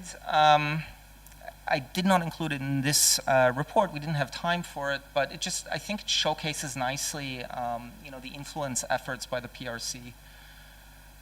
In our research, we concentrated on, you know, fake social media satellites, ClearNet, and these authentic entities, and we were able to uncover like this group of think tanks, research centers, maritime governments, institutions, conference organizers. There's real people behind them. You know, it's actually very interesting when you look at their social media and their comments even years back, where they're actually, it's publicly available explaining that they're going to do this. You know, it's amazing. And this is something we call like the authentic core. So while we often debate about like bots and bot networks and all this kind of stuff, this is a nice example of, you know, this is real organizations, real people, but they're very much aligned. But on top of that, we have this authentic core, we have this semi-authentic layer, and I'll show that here. These are dozens of different thematic pages. By the way, the report's on our homepage, you can download it, and it's also very big and very complicated, and a lot of these, further examples of these are then run in specific countries in the languages, etc. And on top of that, you'll see these inauthentic layers which amplify, you know, bot networks, etc. The core, the messaging from the core. And it's these ecosystems, you know, that China uses, which are just, you know, again, I sound like a fanboy, but are actually quite amazing to look at. Question is, what are the conclusions we can take? Now, we're not a policy organization. I'll leave that to our colleague Ben and the diplomats here and politicians. We look at it from a security perspective. And there's really three things that we look at. One is the capability of monitoring and analysis, which I think is essential for every country around the world nowadays. If you haven't done it, my God, please start. It's a question of strategic communication. And it begins with actually mapping out your assets. What do you have? What is the narrative that you want to bring out? How do you coordinate between all of these assets? You know, start thinking in longer term strategic projection of what you actually want to achieve. Actually decide what you want to achieve, you know. That might actually be a good starting point, listening to a lot of the conversations. And then there's a question of cognitive resilience. And when I think about cognitive resilience, it's a very fancy word right now, it's used everywhere. A lot of it really comes down to media literacy and education. And when I look nowadays, you know, the concept of influence defense center is something that we try to promote everywhere. There really is no excuse nowadays that you don't have it. The newest generation of software, and it's not even expensive nowadays when you look at AI, is the capabilities that you have to actually understand narratives and information flows. And please don't misunderstand me. I'm not proposing a China 2.0. We look at every single individual and have some kind of surveillance state. But looking at narratives, looking at your information sphere, understanding these narratives, understanding how much of them are actually amplified by, let's say, inauthentic entities. This is not rocket science nowadays. We use these systems internally, and we're a small organization. There's no reason for any country not to do it. And there's also, you can have the expensive ones. This one is actually something we use where we just hitch it to a cloud account. It's very cheap. For a national, organization, it would be, a little bit too small. But for us, in our research and running quickly, it's very nice. And the question is, what do you do with all of this? And this is a question of, taking Stratcom assets. This is just a few examples. The government, the media, the embassies, and this is actually interplay of intelligence, right? We gather intelligence, we understand what's going on, we analyze it, and then we give it, to all these different entities. I'd add political foundations, all these kinds of organizations to that, so we can actually begin to coordinate what we're doing and what we're communicating. Here we go. And the third point, media literacy, I think, Ben, you already mentioned a lot about that. I mean, looking at Malaysia, I was actually very positively surprised. There is a lot of, let me put it this way, fact-checking, double-checking what you're reading, all of that. I mean, I'm pretty sure a lot of people said they do it, and even though they don't, so, knowing myself. But I think one key takeaway is it needs to be a whole-of-society approach. It's not enough just to run this in schools. You need to start looking at, all different segmentations in the population, especially different age groups, different depending on the country, educational groups and all this kind of stuff. I mean, there was one anecdote, I really had to laugh. It's a few years back. The group of people that spreads the most disinformation in the US is middle-class white women, which really was very, very amusing for many people because, we always think, young people are all on social media, they're the ones spreading everything. It turns out they're actually not the ones who are most prolific in this area. I'll leave it at that. Thank you very much.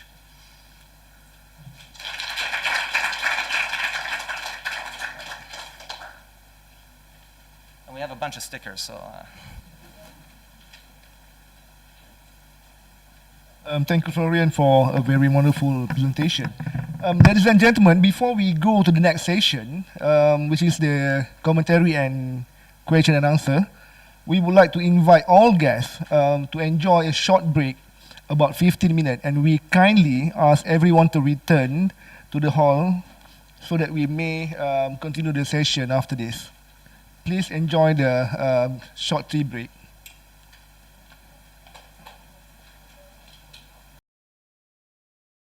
Our commentators, and we have Professor Wong Chin Huat already in front. Professor Wong Chin Huat is the Deputy Head Strategy, Sustainable Development Solutions Network, SDSN, Asia Headquarters, Sunway University. And we have here also in front Mrs. Ira Azhari, the Chief Executive Officer of the Institute of Democracy and Economic Affairs, IDEAS. And of course, Your Excellency, the Ambassador Silke Rickendaer, the Ambassador of Germany to Malaysia. Welcome, everyone.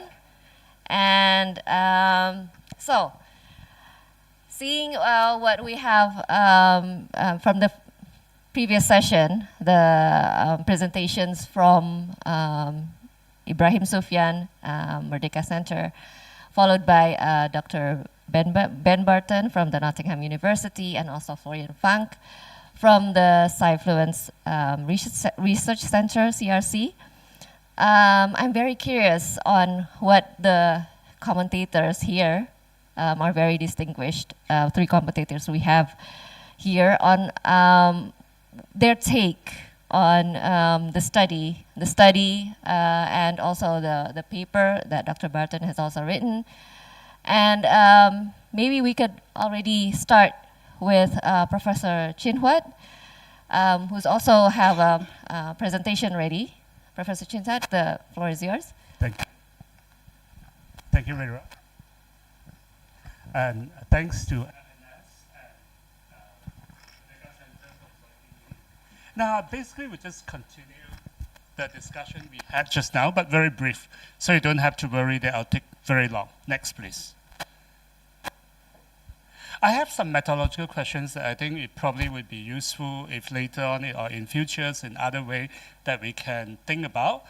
One is actually from the Merdeka Center report.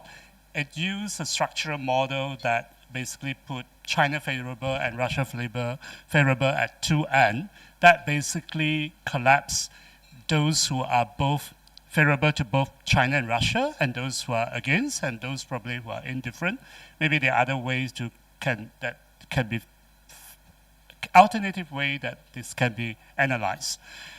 What is important is an ethnic factor. This has been mentioned in when they put forward two fictional figures, that the Chinese lady and the Malay guy, one's pro-China, one for pro-Russia, and so on. They mentioned about their ethnic their ethnic element, but it's probably much more useful if there's any way that we would be able to find out if we can extract the different cluster from the survey component and look at what's percentage.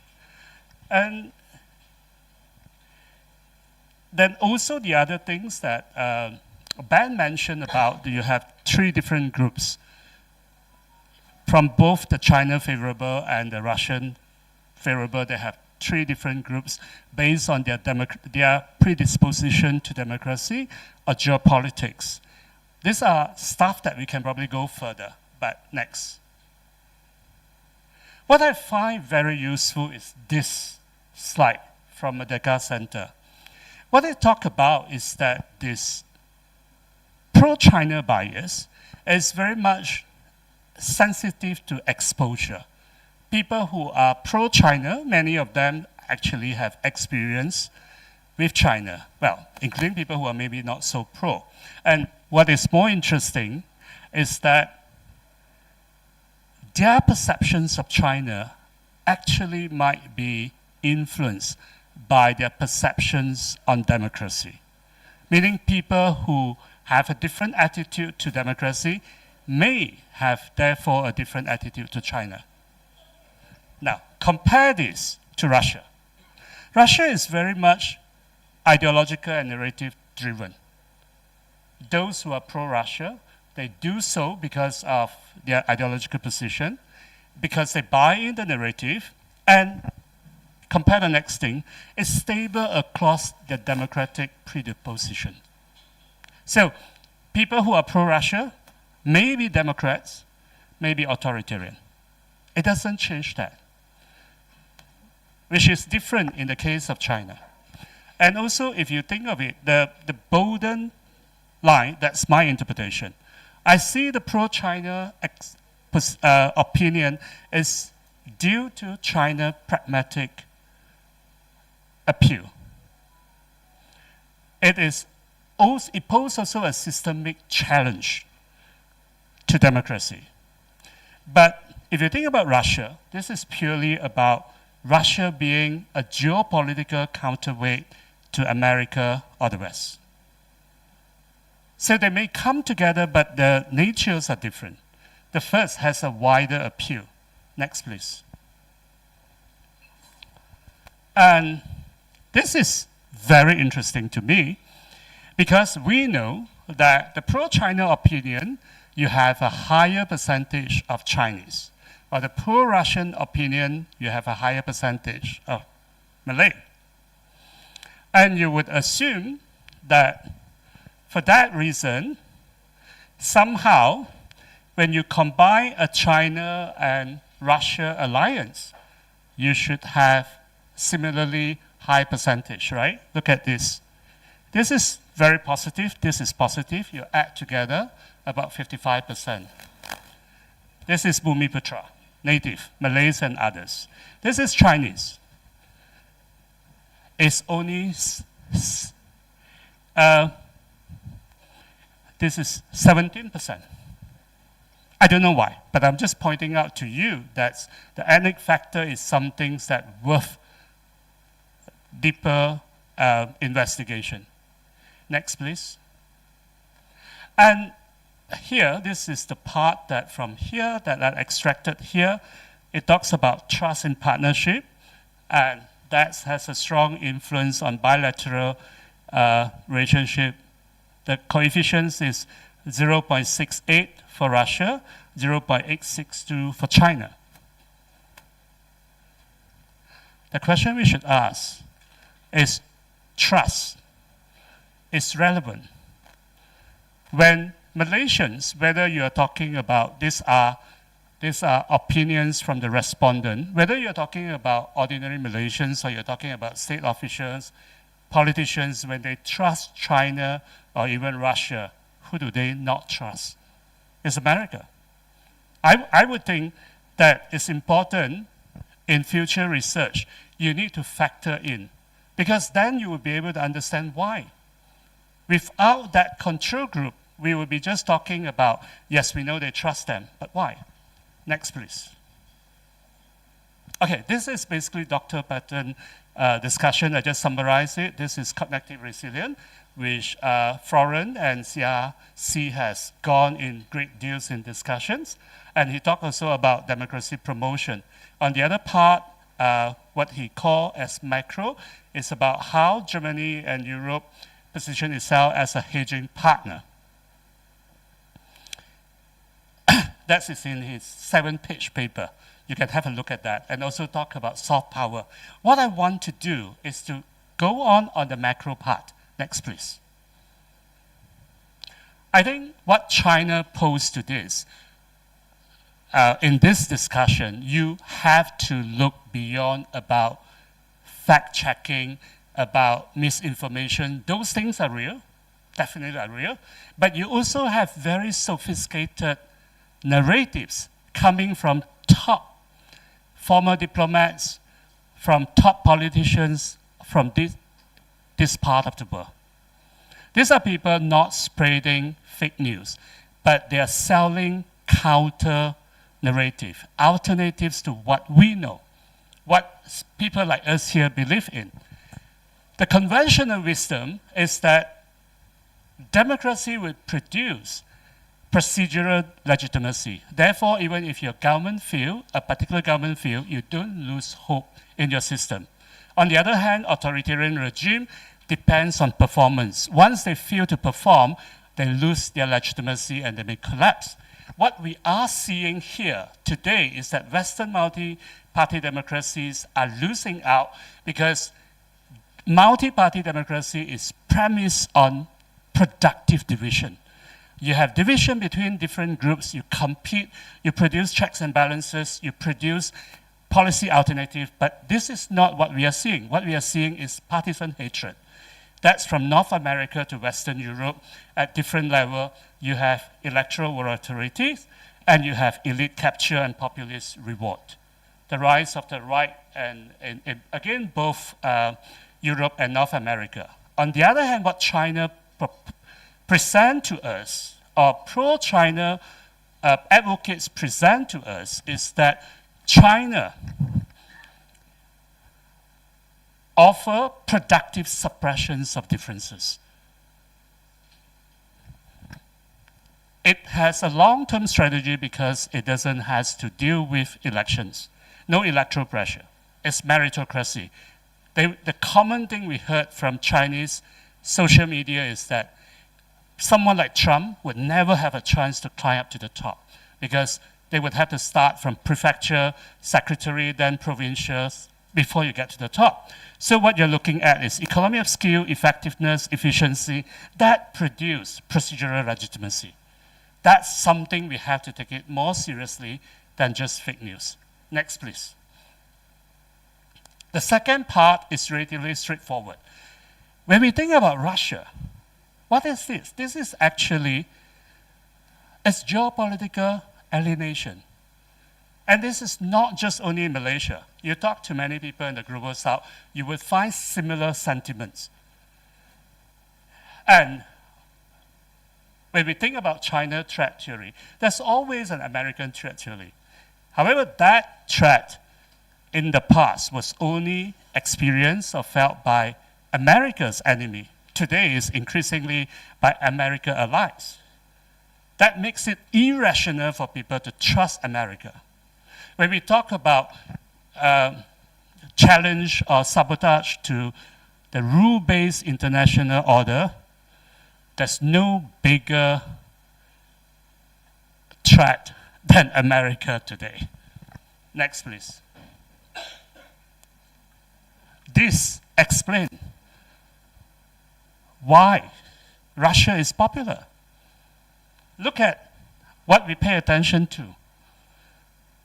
49% of Malaysians know about Israeli-Palestine conflict. This is before the Iran war. As compared to what happened to us, 24% in Thailand and Cambodia, or 19% between US and China rivalry.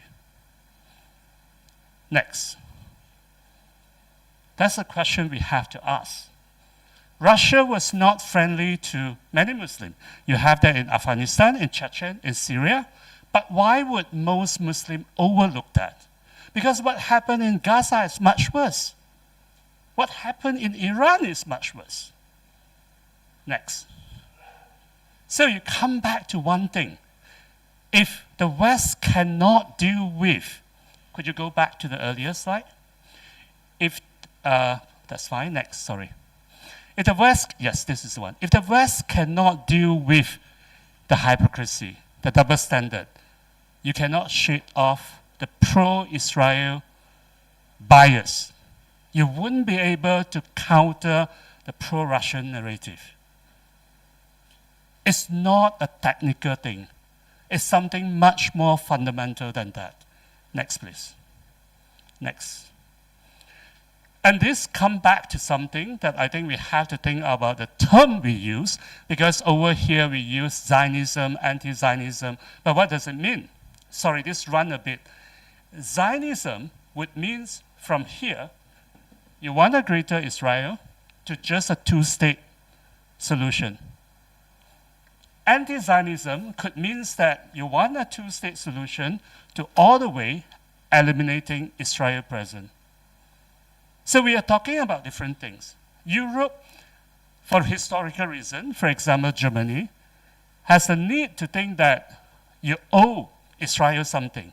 But if you owe it to protect its survival, does it go so far for you to owe it for its expansion? That's the question we have to deal with.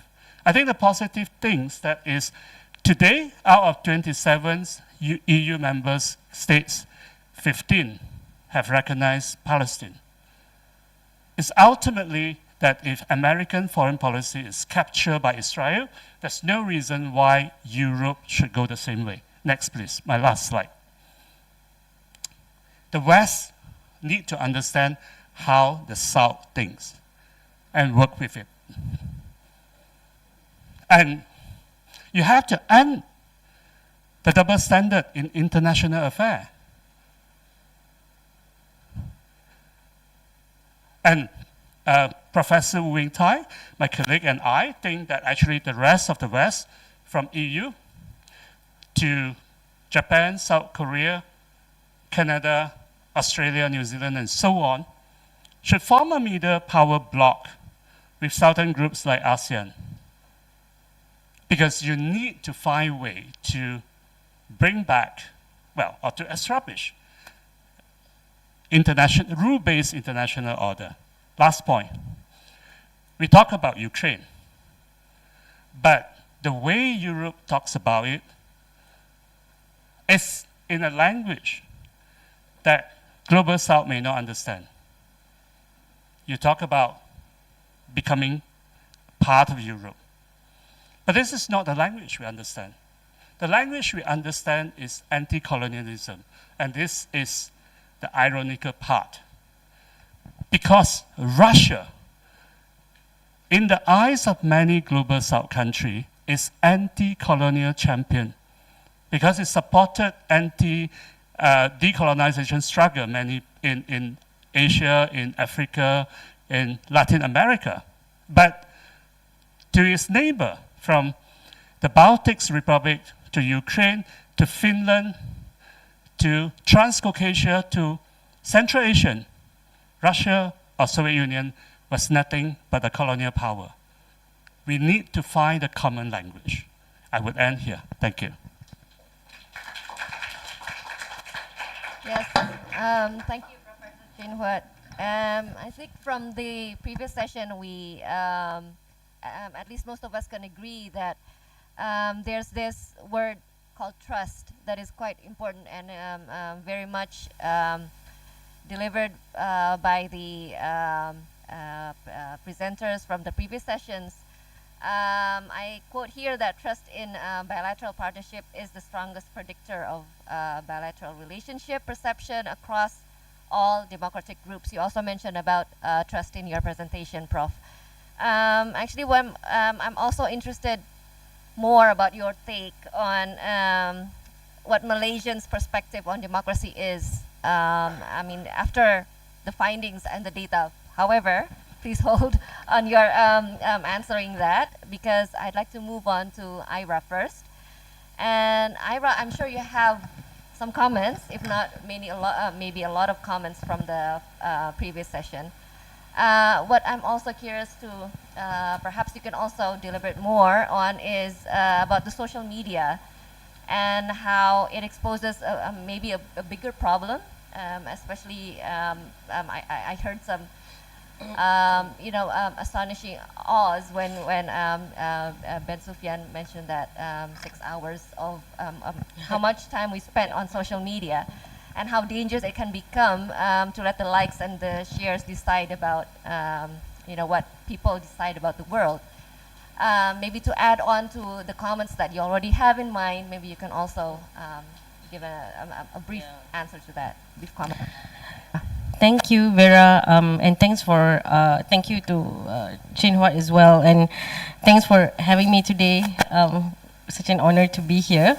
Okay, on the point on social media, I'm afraid I don't have some golden solution to reducing the number of hours that people spend on social media. 6 hours is quite shocking, to be honest, but I mean, I'm sure I'm guilty of that too.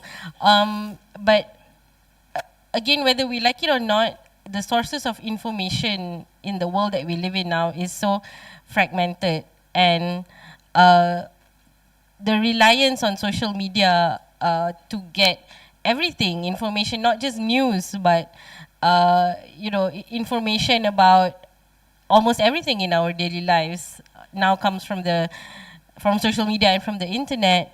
And there's no turning back, right? We're not going to go back to a time, and I said this in a forum, when was that? Last week? We're not going to go back to a time, and using Malaysia as a context, we're not going to go back to a time before the age of the internet, where everyone turns on the news at 8 p.m. and then listen to the same thing that the government tells you, right? We're not going to go back to those times, and I don't want to go back to those times. So I think managing and handling the information that we receive on social media, I think that's just really important. And I believe the paper and also Dr. Button did lay out quite a number of suggestions, which some of these efforts are already ongoing. In Malaysia, we have many civil society organizations that do a lot of programs on how to filter content on social media, on how to combat misinformation, hate speech on social media, which I think are really amazing initiatives. And fortunately or unfortunately, social media is a tool because it's something that everyone can use and can have, and which means that even governments use it, right? Clearly. So,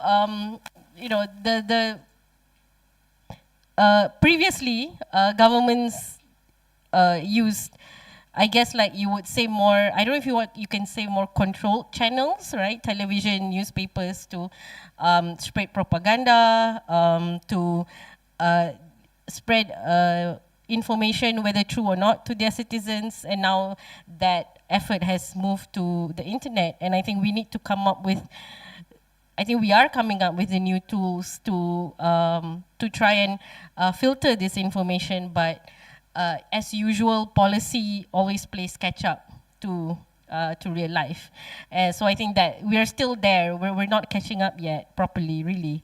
On the democracy point, I have some comments on that because, yeah, I mean, in the survey on how democracy is widely accepted, right? So 80% say democracy is suitable for Malaysia, and 85% agree democracy remains the best form of government despite its shortcomings. So this has always been quite interesting to me. I think previous Merdeka Center findings have also found some findings that are quite similar to this. So for example, if you ask Malaysians, do you support democracy, free and fair elections, like the answer would be overwhelmingly yes.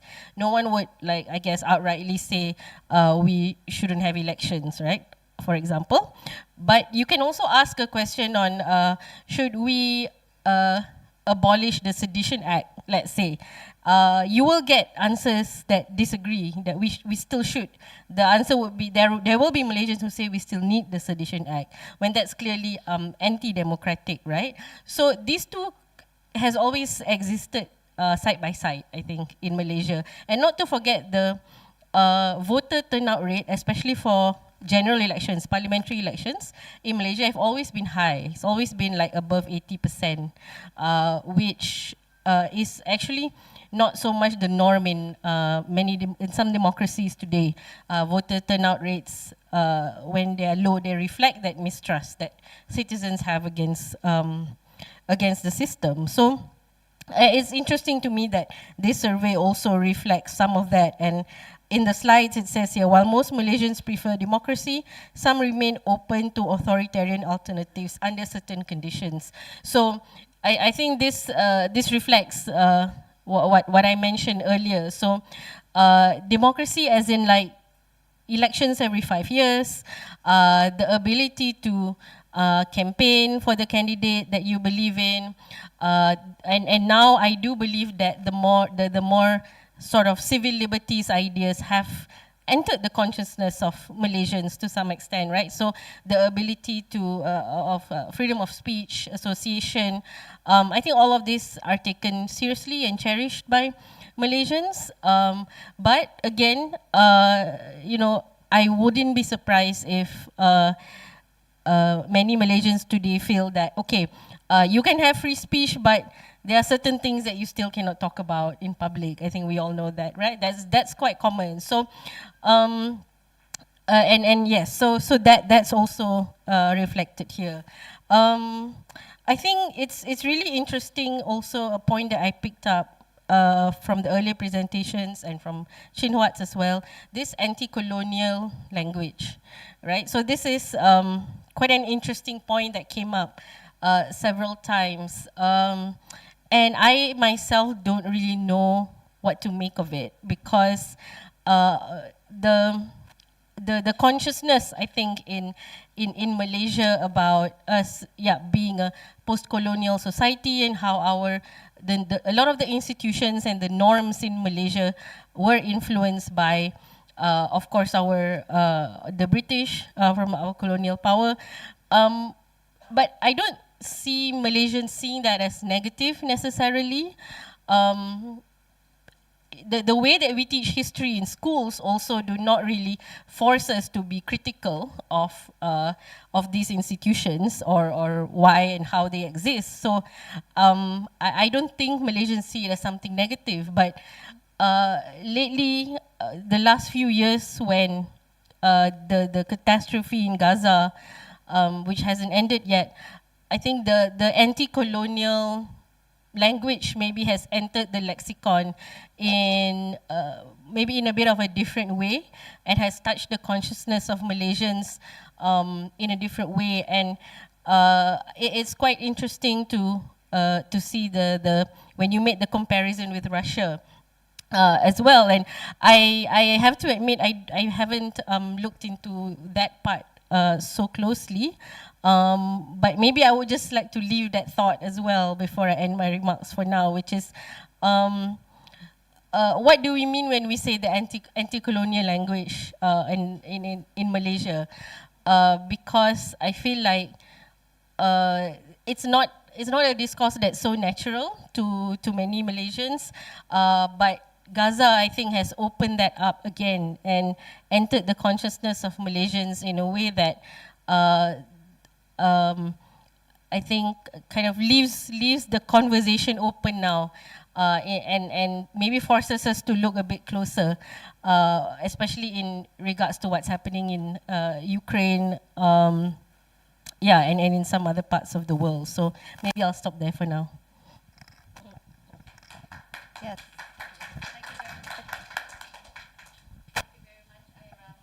Can I just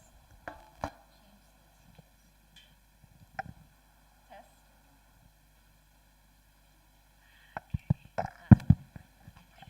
Thank you.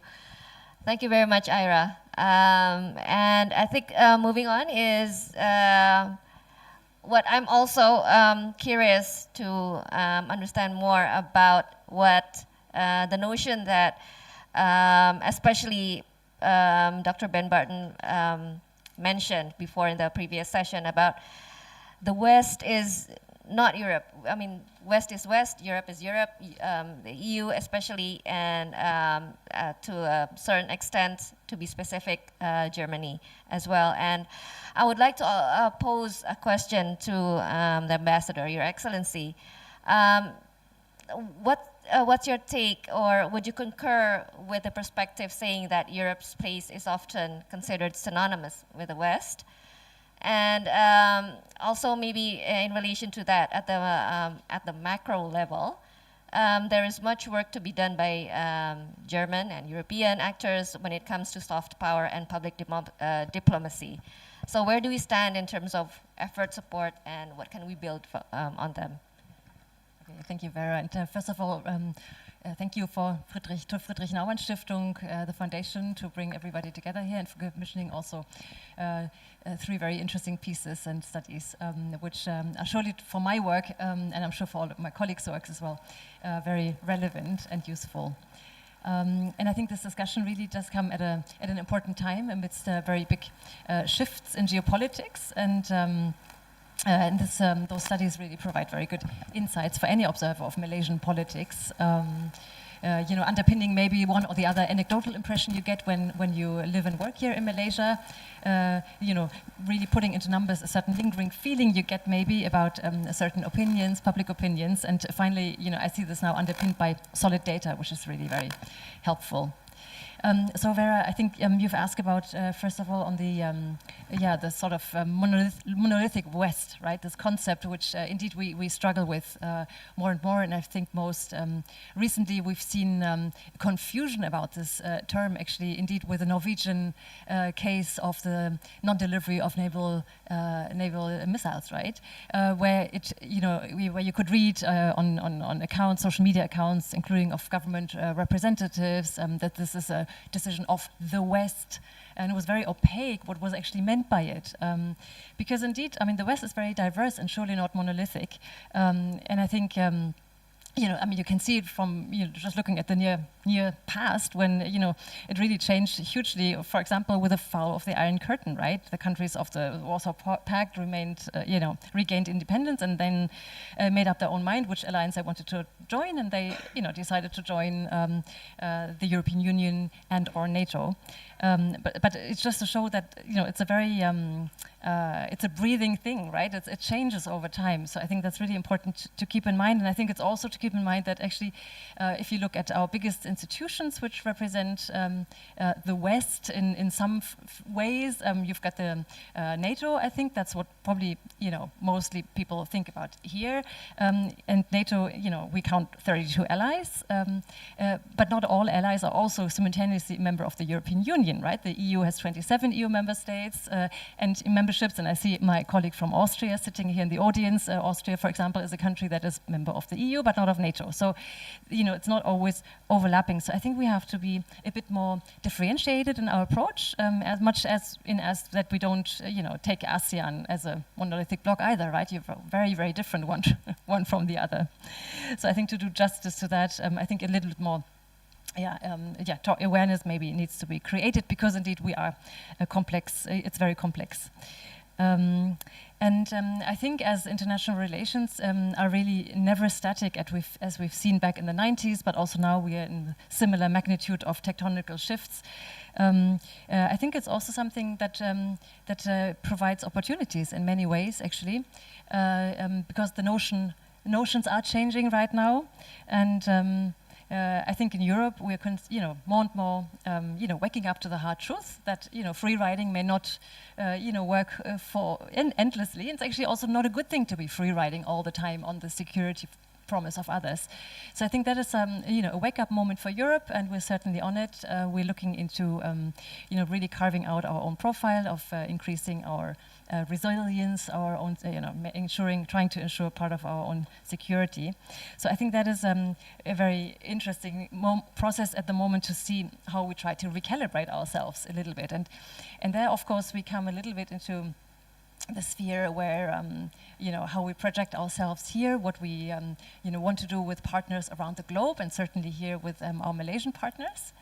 And I think there we really have to do a lot more to become a more distinguishable and active voice as well. Because right now it's a little bit unclear, I think, who we are, whom we want to be, and how we see our partnership with Malaysia defined, actually. And I think there on the issue of, and I think the second part of your question was soft power, right? Yeah, that's right. There's much work to be done by German actors when it comes to soft power and public diplomacy. And what's your take on it? And what can we build on them? Yeah. So of course, I mean that's one thing we are painfully aware that we're not where we should be, and I think the studies presented to us today really hit the nail on the head. We are simply a different animal, right? I mean, we will not engage in. I mean, as much as we may be in awe of those tactics used, right, by other actors. I mean, this is not who we are, and this is not who we want to be. This is never something we aspire to do, right? But I think, our colleague from Fluence is right. We have to understand what's going on, right? We cannot be naive. We have to analyze. We have to increase awareness about that. But then I think we have to come up with our very own ways to then communicate ourselves, right? Because we don't wish to engage in this part of in this type of communication ourselves. So we are on that with admittedly very small teams, but we are many on the ground, and we'd really try to rally forces more and more amongst the like-minded actors here, and I hope you can see that also bit by bit in our presence here in Malaysia. We're trying to do more, we're trying to be a little bit more innovative and inventive as well, more inclusive also in the way we engage, but it's a long process. Yes, thank you very much, Your Excellency. Shall we open the floor to questions? Are there any questions? While we wait for the guests to prepare their questions, I actually have questions also for the previous panelists. So this is Ben Sufyan, Florian Frank, and Dr. Barton as well, including also the commentators here. I mean, who are, I know, might have different opinions and different takes on this too. My big question to just conclude all of the curiosity that I have from taken from the studies. So where does Malaysia sit between China and Russia, U.S., Europe? You know, especially between China and Russia. I think I'll throw that to the panelists. Yes. So I'd just like to maybe take that question in a different direction. I'm sorry. Policy-wise, I think our commentators here from Malaysia can do a better job at explaining it. But in my interactions here, I find it very interesting because you look at Malaysia, which, you know, on a global scale, population-wise, economic size, is not one of the very big players, you know, also in the region. But geographically, you know, looking at especially the Malacca Strait, you are one of the key players. And if you look at, from a security perspective, what's happening around South China Sea and a possible invasion of Taiwan, it can very quickly happen that all of a sudden, although you're on the periphery, or you think you are on the periphery, you're smack dab in the middle. And I find that very interesting. By the way, the same thing in Indonesia, that very often people are not very conscious of that, you know, and there's this belief that if we can just kind of be nice to everyone, things will work out.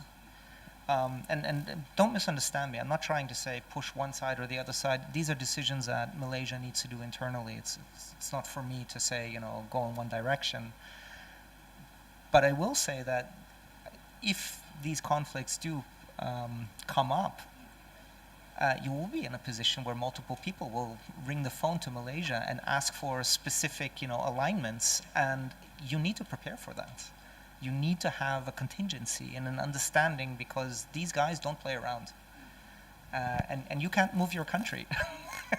You are where you are. Yes, thank you on that. What's Professor Chin Huat?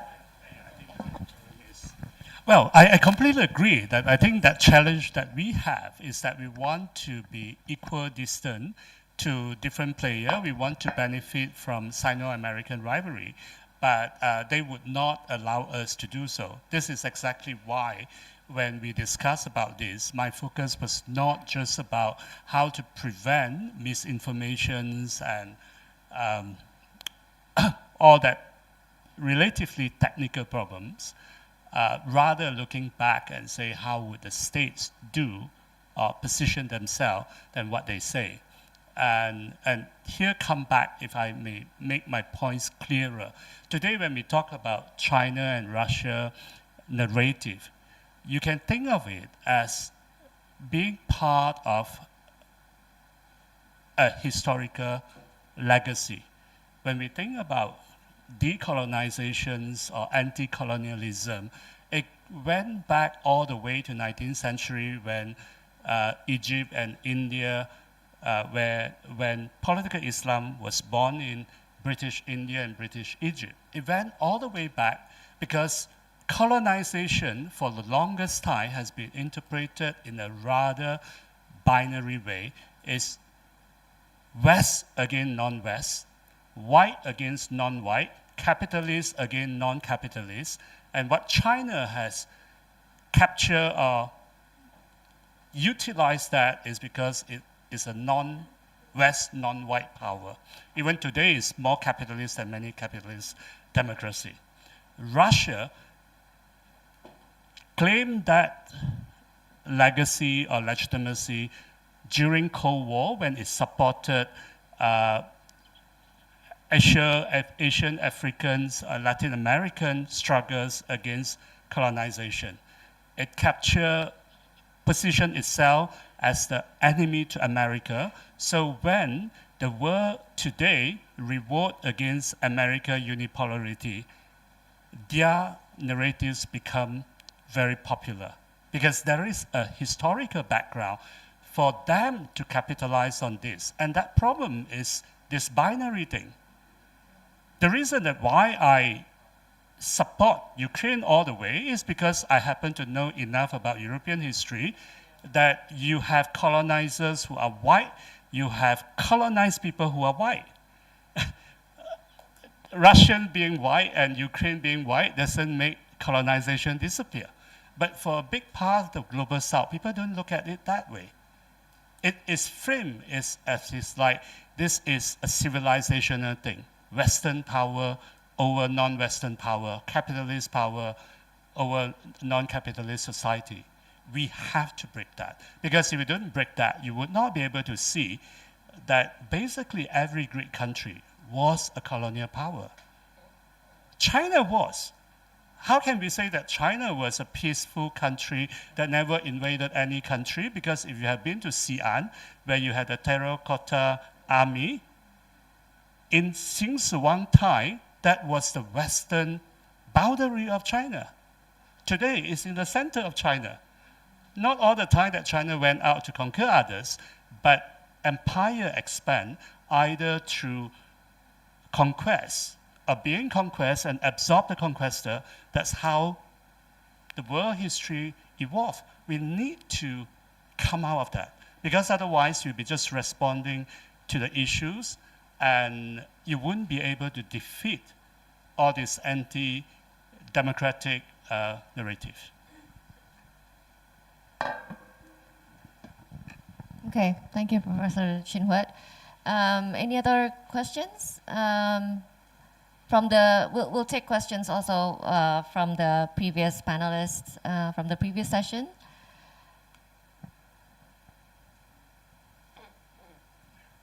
Okay. Yeah. Oh yeah, sure. Yes, of course, Dr. Thank you very much for the question. I'd just like to reiterate something that Prof mentioned here, is this element of, there's one thing we're not really talking about in the findings, is the United States, right? It's the elephant in the room, okay? Because indeed the surveys are looking at China, Russia, and then the response by Europe, Germany, the EU, to these developments. I think in a question like this, we have to be careful, obviously, because we tend to want to lump Russia and China in the same bracket. But of course, if I were to do that, my peers in academia would absolutely crucify me with good reason. Because indeed, China and Russia, yes, it's a marriage of convenience. Sometimes they're aligned with good reason. Sometimes they do things which are similar. Sometimes they copy from each other's playbook. But ultimately, this is not an alliance. It never has been, and well, at least in the short term, will never prove to be so. In any case, China will not fight Russia's wars directly. Indirectly is perhaps a different matter. I think in the case of Malaysia, let's not forget that as far as Russia is concerned, I forgot to mention in my presentation, but when I was talking to someone who's now left the room, Russia wants, Russia may be popular also because it's that adage of the enemy of your enemy is my friend, right? That anti-American sentiment in Malaysia, which is not unique to Malaysia. I grew up in France where everyone hated America. It's a global sport, right? It doesn't mean that, we don't also, or at least in the European context, love them for the things that they've also done. But it's a love-hate relationship, right? And Russia knows to play upon that, but that also is quite superficial. Beyond that, what is there? And if you look at trade, what does Russia really offer Malaysia in terms of modernization beyond, yes, okay, selling enough oil to bring the price down, maybe. That's if the Ukrainians don't have their say, of course. And then armaments, yeah. Russia for a long time was one of the world's largest exporters of weaponry, right? Military hardware. But now it needs it. So, that also brings up comparisons to China. Well, China is very different in Malaysia. It's a totally different, I don't like the term here, but animal altogether. Why? Because if you look at the economic interdependence between Malaysia and China, it runs far deeper than with Russia. We cannot even compare. Which is why, in the survey findings, when you have the appeal of the Chinese economic development model, that's a concern because of, how does Malaysia, in terms of trade, diversify away? And that brings me back to the United States, because indeed we're not talking about the US in these reports, but let's not forget that the US is a huge source of trade, an even bigger source of FDI, much bigger than China, right? I mean, I suppose the only other country which can compare here is Japan, right? And also in terms of security, because when it comes to power projection, China's underlying geopolitical aim in Asia is to push the Americans out, right? But where does that leave all the other countries if that were to happen? And I mean, that's a very big if. Because ultimately, even if, let's say, there is a dislike of the United States, of its politics, of its presidents, right? Huge dislike. America still offers a machinery that no one can compare with, even right now, even China. Yeah, China's made great progress in terms of its naval projection, but beyond that, it still cannot rival with the United States, which offers that underlying security to this region as part of its hubs and spokes model. So I think it's, the binary that we talk about, Russia, China, is a bit too simplistic, and we need to, of course, dig deeper, but I suppose that's always what academics say, right? So, yeah, anyway, thank you. Thank you, Let me Dr. Barton. just add on one line. Yes. I think the complexity you described certainly are understood very well by top politicians, by senior civil servants, because whatever government changes in Malaysia, that pragmatic foreign policy has always stayed. Question here is that that's not what ordinary people see. And this is what the survey capture. So, and the popular pressure on this probably constrain the rational behavior of state actors.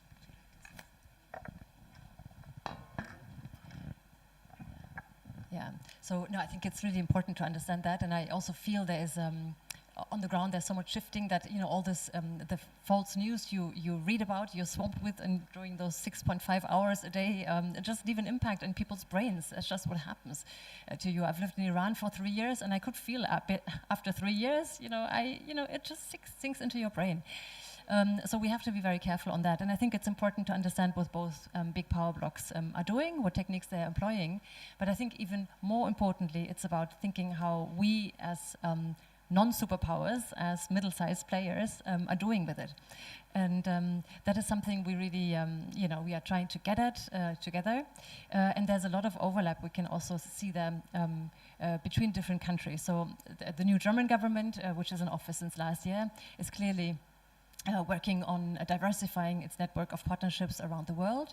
So we are on the active lookout to new partners, and Malaysia is not exactly a new partner. We've had excellent bilateral relations since decades.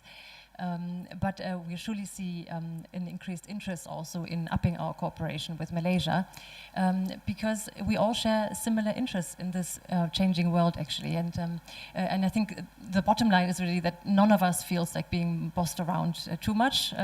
So I think we all are out to protect our margin of maneuver.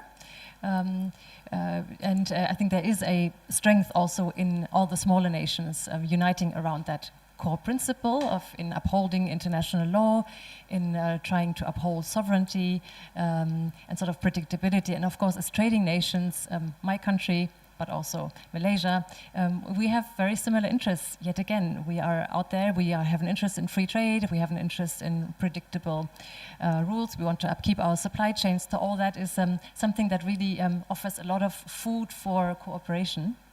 And I think we can really do a lot more in this respect. And I think that also, but in order to sort of capitalize on that, we need to also, I think, do a lot better on, to build our brand a bit more clearly over here. And I think you've mentioned it, China, of course, has an outsized footprint, economic footprint here. And that's, I mean, it's a given. That's just normal because, geography determines your fate. That's how it is, how it's always going to be.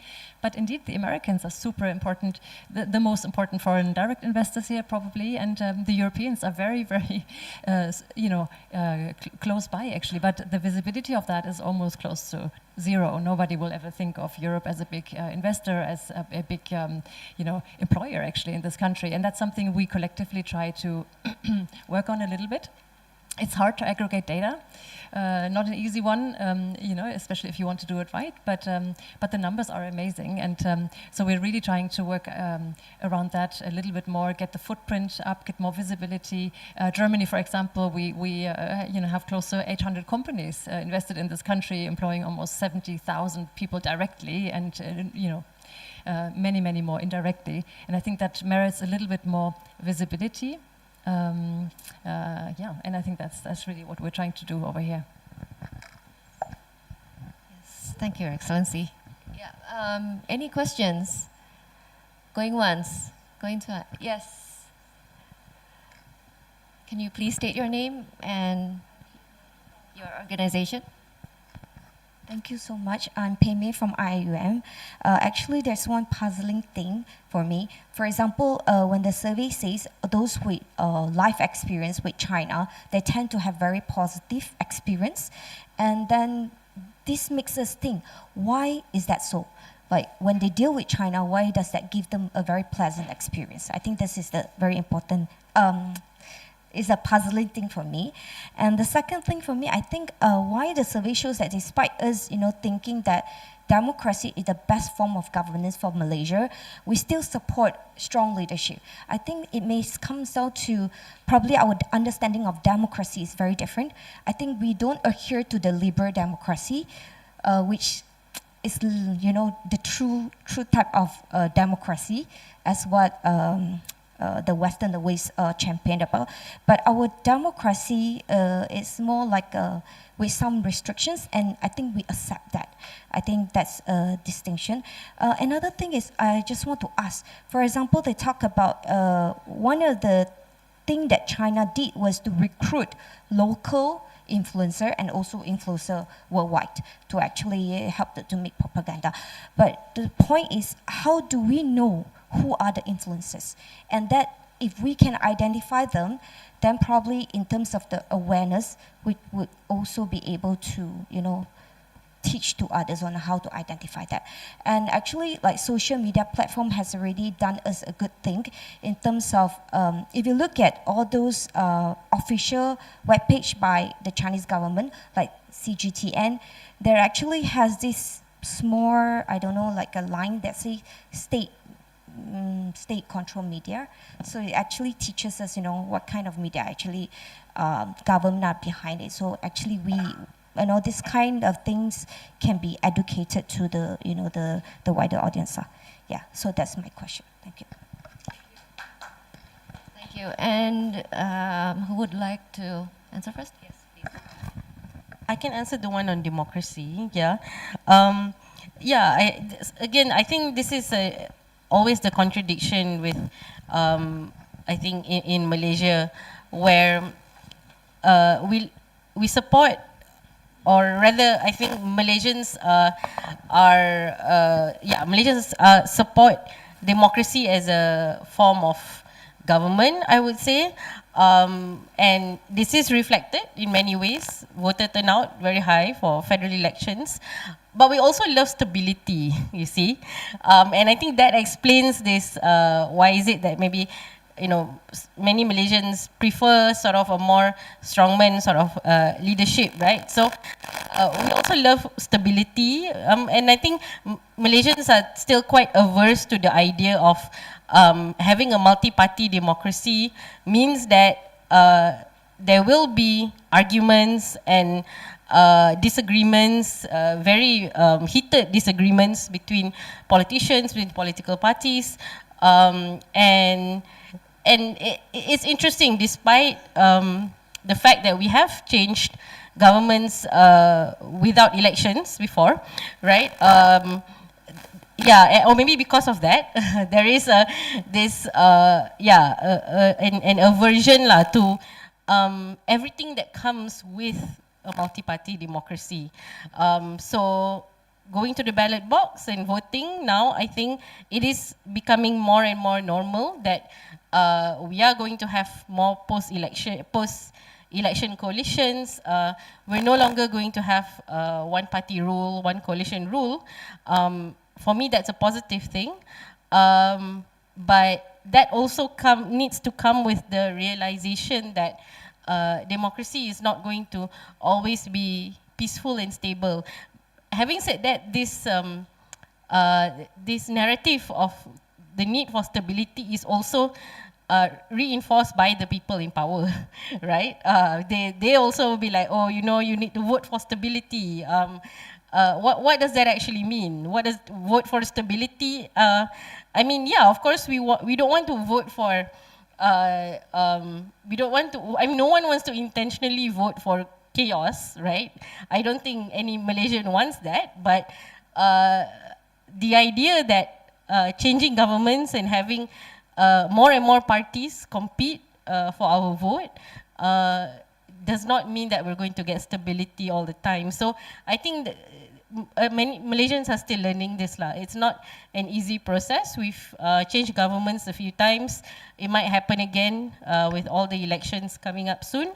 But with that, we need to be comfortable with the uncertainty and the instability that will come with that. And that doesn't mean that our democracy is falling apart. That's part and parcel of it. And Malaysia is very lucky, and we stand out in the region actually in being changing governments peacefully and you know, having undergone that process. I think in a way that has set an example in the region and the world really. So we should be also understanding democracy in a more wholesome way, as you mentioned, in the values of a liberal democracy, I think is really important. Your Excellency? Going back to the same questions, I think our understandings of democracy has been much more about the substantial sense rather than procedural sense. And substantial sense is something subjective. So you go back to UMNO one-party rule, the government would tell you as long as you have elections, you get a chance to vote, you have a democracy. And whether democracy is good or not is whether people are happy or not. Now that's not too far away from what you have in PRC. It's just that they don't have election, right? It is ultimately telling you and say it's the well-being of the people, that's a proof of democracy. So we did not go past that too far. Despite, and that's why we now struggle on how to deal with democratic, this uncertainty. We are struggling on that, and as you ask, why would people feel positive if they go to China? I think that's quite normal because it depends on which part, what do you see. You do have people who get much more critical after going to China, but by and large, probably those who have gone to China are seeing a more positive part. I think that's a challenge for Democrats in our age, that you have to improve. We have to really see what EU like to call China, the systemic rival. We have to improve our system. We have to be able to overcome depolarization, polarization, so that you would show that we don't need an authoritarian regime to provide stability and prosperity. So it's a deeper challenge, and exactly on that ground, I would not think it's a good idea to say, to find out who are those people China try to buy, because first of all, you would not be able to do it. Second, once you go on food drive on that, you end up in this McCarthy mood, going for which hand. We have to fight authoritarianism in a liberal way. And then that the solution would be what Foreign talk about, is how do you improve cognitive resilience? How do you get people to be more sophisticated? That's the only way we can win. Thank you. Thank you. And if I may add to what the professor just said, so I mean, I think people, of course, I mean, they go to China, and I think they're awed by the success, right? That was also part of the analysis here. I mean, it's just impressive, to see the ascent, and I'm sure they're impressed by technology and whatnot. Which, by the way, also, I'm impressed by Malaysian progress in technology. I think it's, also, we can learn a lot from digitalization over here as well. But I think it's not about down talking anybody, right? I mean, China is a very important partner for Germany as well as it is for Malaysia. So it's not about bashing one country or the other. It's just, I think, here about an approach to those superpowers, right? Because I think us from a European perspective, we have a story or two to tell about those dynamics, right? Because we've been sandwiched in between, throughout, and Malaysia is in a very similar geographic situation as well.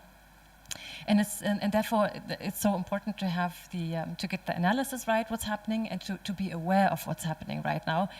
And as I said, we have made our experiences with coercion and one-sided, sided by strong neighbors who now are very, very aggressively deploying propaganda and false information and so forth. And this is really putting our systems to a great test at the moment. And it's just important to watch this space, what's happening, because behind every false narrative you read, there's a bigger strategy behind. And I think we have to be aware of what's happening here and what the ultimate goal of that is, right? And we have to be a little bit more self-critical about what we read. And then there's this real, and I think it said it in one of the reports also, this cognitive discrepancy, right? You see de facto behavior, for example, in the South China Sea, yeah? And yet, it obviously contrasts a lot with the narrative of harmony. The South China Sea is a sea of harmony. So it's just important to look at those disconnects and see, what is true and what is not true. I think that's what we need to do. We need to do that as well. We wade through our own disinformation flood in Europe, of course. We are heavily targeted, and we've gotten a good taste of that in one of the studies. And it's just important to be aware about what's happening on the bigger scale. It's a very malign world out there. Thank you. Yes, Florian. I just wanted to make one small comment, and I think like when it comes to people having visited China, and I've been, I can't go anymore, but I've been, and it is impressive. I mean, in many ways, but I'm pretty sure they don't go to Qinghai. Or other areas around there. So you get to see Shanghai, maybe Chengdu and that. Dongbei, probably not. So I mean, and this is a lot to do also when we talk about these kind of Sino-futurism. You see these amazing modern things, and it's true. I mean, it's also, some of the stuff I present is critical, but I mean, it is amazing, some of the things that they achieve, but it's only part of the picture, right? And they're very good at getting your view to that part and kind of like pushing the other side outside. And if I may just add one other aspect in terms of what we see in the economic sphere as well, because one other thing that I think links Malaysia and European Union countries, we see, for example, in the economic sphere, the overflooding of our markets, right, with cheap Chinese products, right, because they have to get their products out. That's the basis of their economic model, which sustains their own political model. And right now, there's not enough consumption power back home, so they need to push it out, and they're honestly just wrecking other economies. It happens to you in Europe. We are losing, I think, 1,000 industrial jobs per day in Europe, and it will happen to Malaysia as well because it's a similar setup, right? So I think there's a lot of critical thinking we need to be doing together, actually, and see how to tackle this challenge if we want to preserve the way we live. Well, I'll just add on to this, actually about this China dumping goods and exporting extra capacity to other countries has an interesting impact in Malaysia. You find critical opinion emerging from Chinese business sector who complain about Chinese investment coming in but keeping their business for their own supplier and with little trickle down to the local player. So this is on one aspect that getting more critical, but on the other aspect, you have Chinese Malaysians who grow to be,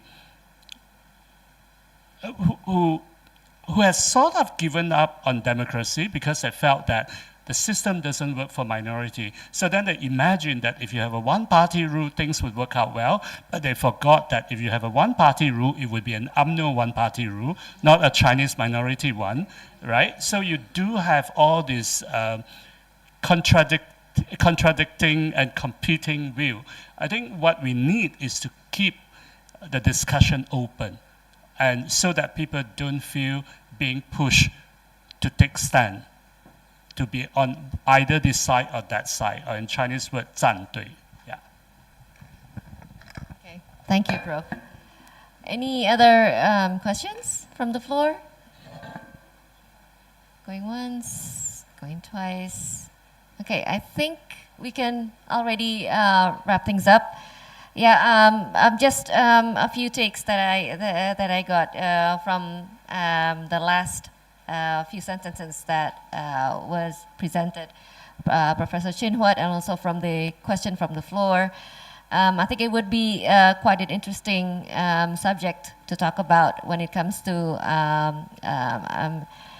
superpower countries being in the sandwich situation, and perhaps also something about geoeconomics, China +1. That would be something that we could maybe later on delve into. And so that with that, I would like to wrap up this session. Thank you everyone for tuning in with us, and I think I'll pass this microphone back to Rizal to say the closing sessions. Thank you.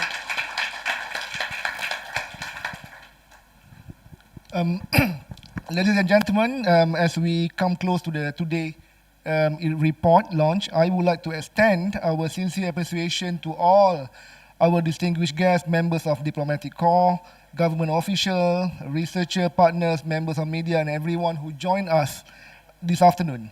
We hope that this finding presented today will serve not only as a valuable source of insight, but also catalyst for further discussion, collaboration, and research. If you have not already done so, we invite you to access the full research report by scanning the QR code provided on the card at your seat. On behalf of the organizing committee, thank you once again for your participation and support, and we wish you a pleasant evening, and we look forward to welcoming you at our future event. Thank you very much.